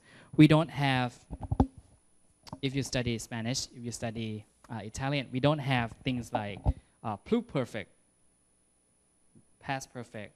We don't have things like, we don't have future tense in English and in other Germanic languages. We just have two. We have present or preterite, present and preterite, present and past tense. Other things that we think of as tense, like future or progressive or perfect, they are not tense, at least in the sense of the marking of the verb. Because when you do future in English, you use will, you use going, be going to, you use some other things, right? Shall, whatever. But that's not tense, because tense is the inflection on the verb. So we use like verb phrase, like will plus a verb. So that's a phrase. Going to plus a verb, that's a phrase, phrasal way to do it. So in Germanic, the whole Germanic family, there are only two tenses, present and past, preterite, not future, not pluperfect, other things. But in the Indo-European other languages that you have to study, if you study Spanish, French, you have to study many tenses. Not like this, okay? And Germanic languages, including English, when they do past tense, they usually add a dental suffix. Preterite or past tense plus dental suffix. You know dental sounds, D or T, right? Love, past tense, D, like that. Kick, past tense, ED, like that, okay? And these are what we call weak verbs. Weak doesn't mean they're not healthy, but it's just the name that weak verbs are verbs that have dental suffix in the past tense.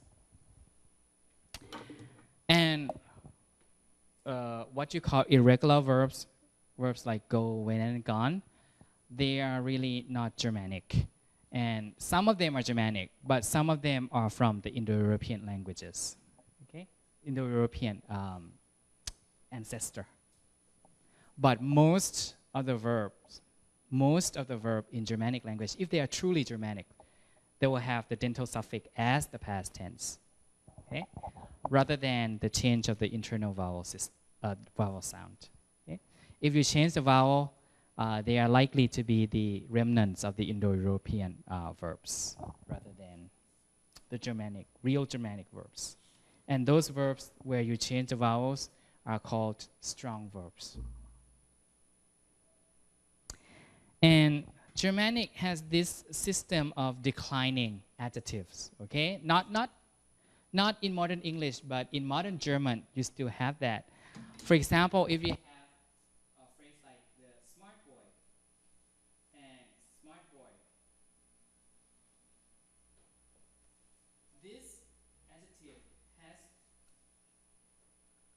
this adjective has to be marked with some ending like this. Smarty boy, if it has the determiner here, it has to be marked with some other endings like this. Smart X boy, smarty boy, without the determiner like that. So Germanic has a complex system of marking the adjective like that, depending on whether or not you have the determiner here or without the determiner here.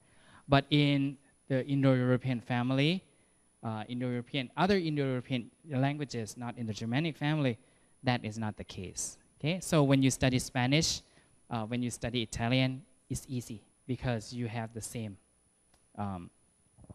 ending, regardless of whether there is a determiner the or a or your or not. So this is like determiner or your, a, some, whatever. If you have the determiner, it has to be marked in a different way. And when you have Germanic words, the stress is usually on the root of the word, which is usually the initial syllable, okay?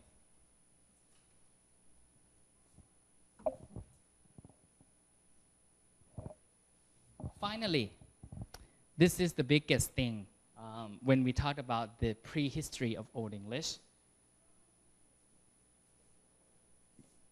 So from here, from the Indo-European to Germanic, right? We know that when the parent language splits off into different branches, into different subfamilies, some change must have happened. Right? Could be sound change, could be syntactic change. Something must have happened here to the original, to the proto-language, so that it splits off into different things. Okay? Now, from Indo-European to Germanic, right, to English, we'll study this change now. Okay? And that change is called the first sound change.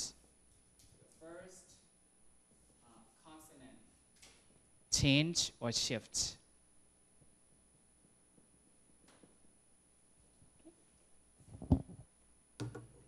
When we say the word first, it implies that there's a second, right? And the second will not concern us because the second consonant shift will explain how English is different from German. Okay, English is different from German.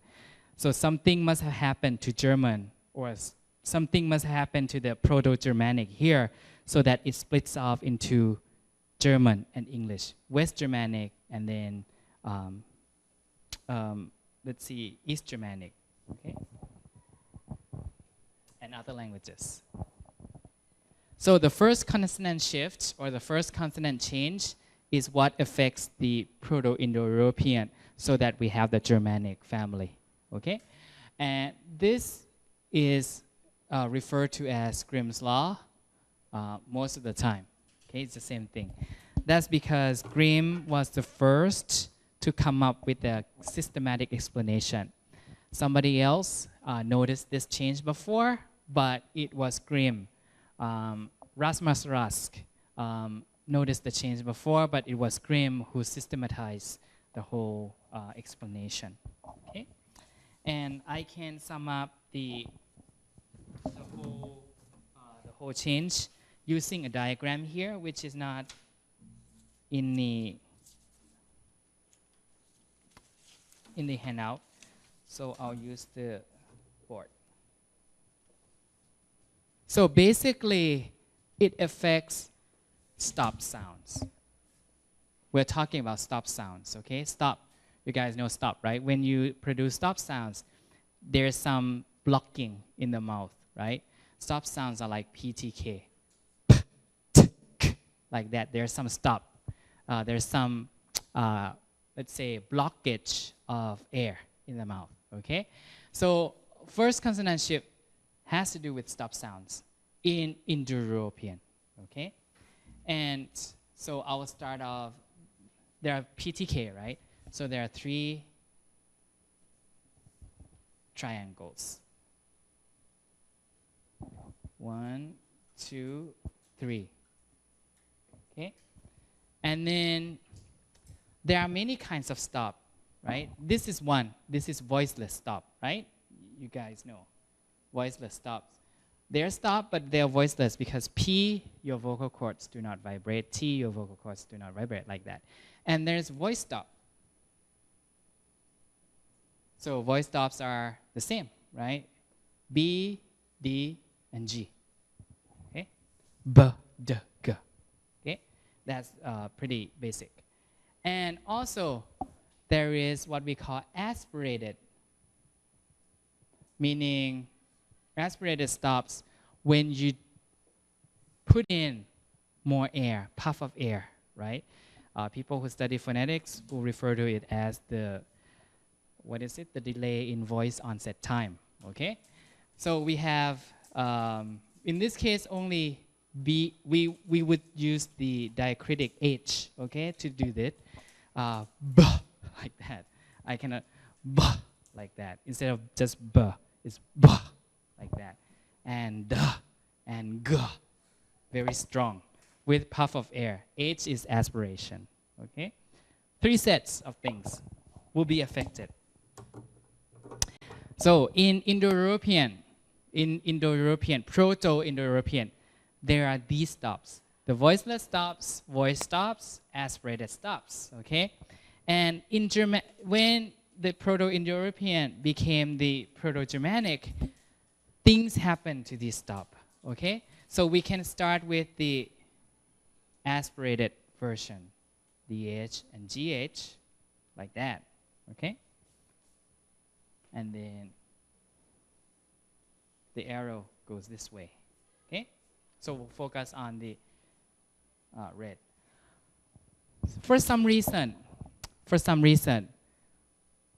people who came to speak Germanic languages, they don't want to pronounce the aspiration anymore.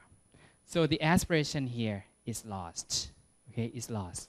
Because it's easier to lose the aspiration than to gain the aspiration. So BH is lost, right? The aspiration is gone, so BH becomes B. DH just become just a voice stop. GH just become a voiced, what is that? Voice inside the back, velar, right? So Indo-European B becomes Germanic B. The aspiration is lost. It's easier to lose a sound or a feature than to gain. Okay, unless there's a specific reason to gain. Now, that's the first step. Okay, so from Germanic with the aspiration to the loss of aspiration. The second, so in Germanic languages, doesn't matter if it's German or English, we will never have the aspirated b like this. Never. Okay, not even today. Now, here, in the B, D, and G voice stop in Indo-European, Proto-European. In Germanic, because it's easier to lose a feature, the B, D, and G will become the voiceless part, okay, the voiceless counterpart. So it becomes the P, B is P, D is T, G is K, right? Second step.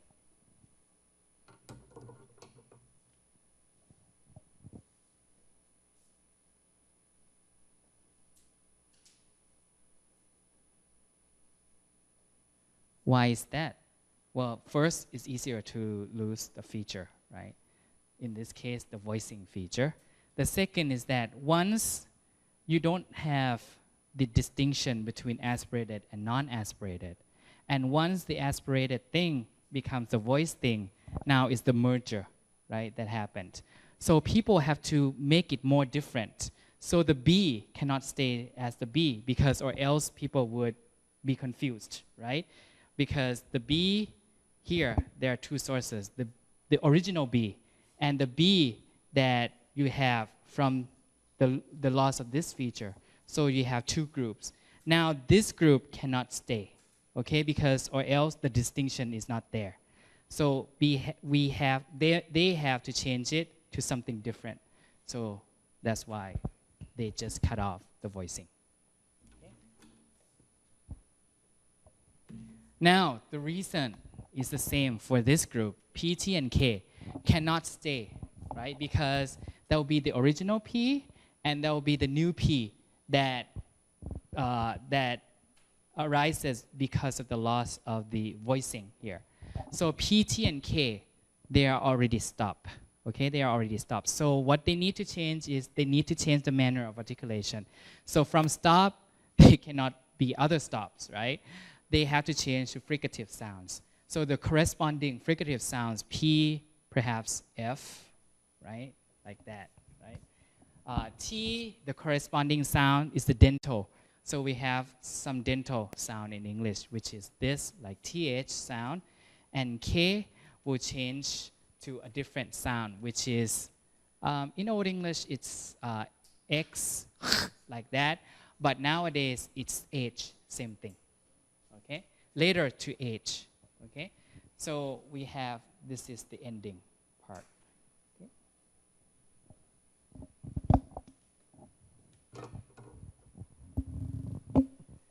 So when you see the word night, for example, in Old English, that's how it used to pronounce.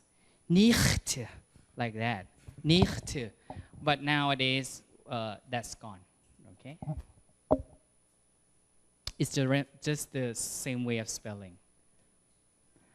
So again, the diagram here shows the first sound change from Indo-European, Proto-Indo-European to Proto-Germanic. And in Germanic, we have all these sounds, F, B, and P. So when I say Germanic, it includes German, Norwegian, and Danish, and so on, okay, and English as well. So let me give you some examples of the change so that you see. So in Latin, we have the word pater. And you can guess it means father, right? In English, we have Latin like paternal. Paternal side, maternal side, like that. Paternal means father. So that word is from Latin, right? And Latin is pater, like that. But this is Latin. Latin is in the Indo-European, okay? So it uses the P. We'll focus on that. okay? And you see this as a T. Now, Latin is in the Indo-European family, just as English, but it's not in the same branch, not Germanic. Latin is in the Italic branch. So Latin will not undergo the sound change here that we just mentioned. But English, because it's in the Germanic family, this sound change or the Grimm's law here only affects the Germanic, right?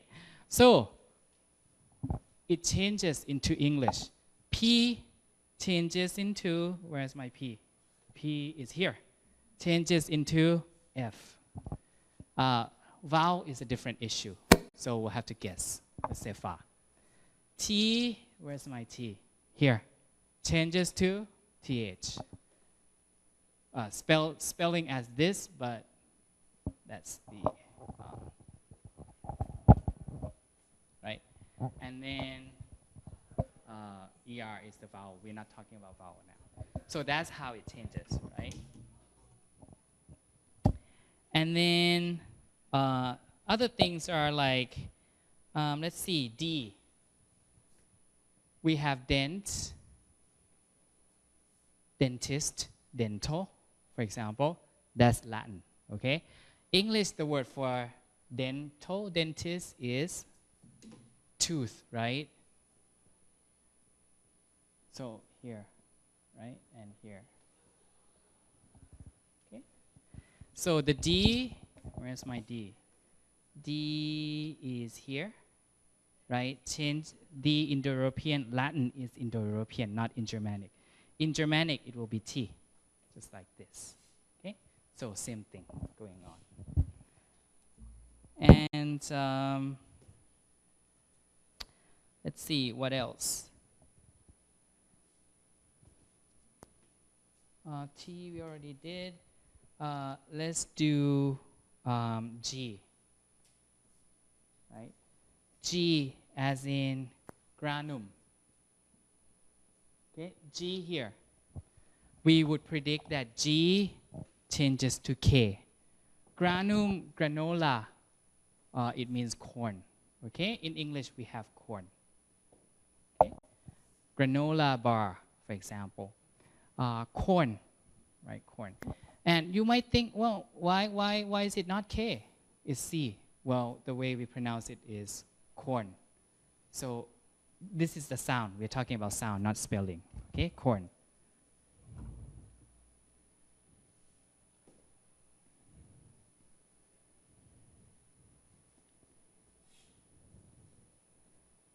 And let's see.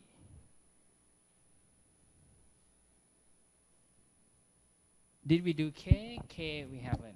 So K, a Latin word would do. K is, you know the word canine, like dog, right? Dog, for example, is the Latin word that we use in English, okay? From Latin canis, it means dog. So this is not a C, okay? It's a K, canine, right? So K sound, we predict that it will become X or later H. So we have that word in English, which is hound. Right? Hound is a type of dog. Okay.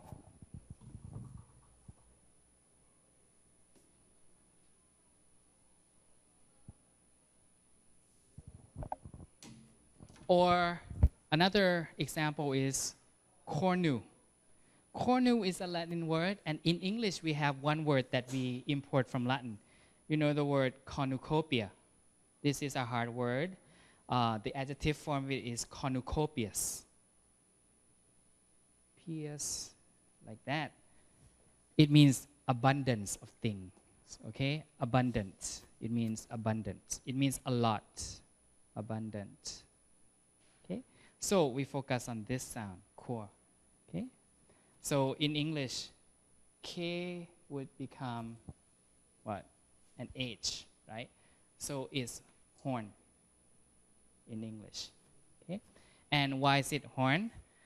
Because in English, it's supposed to be, perhaps, it's supposed to be the, or in Latin culture, is supposed to be the symbol of abundance, the horn of animals. Okay.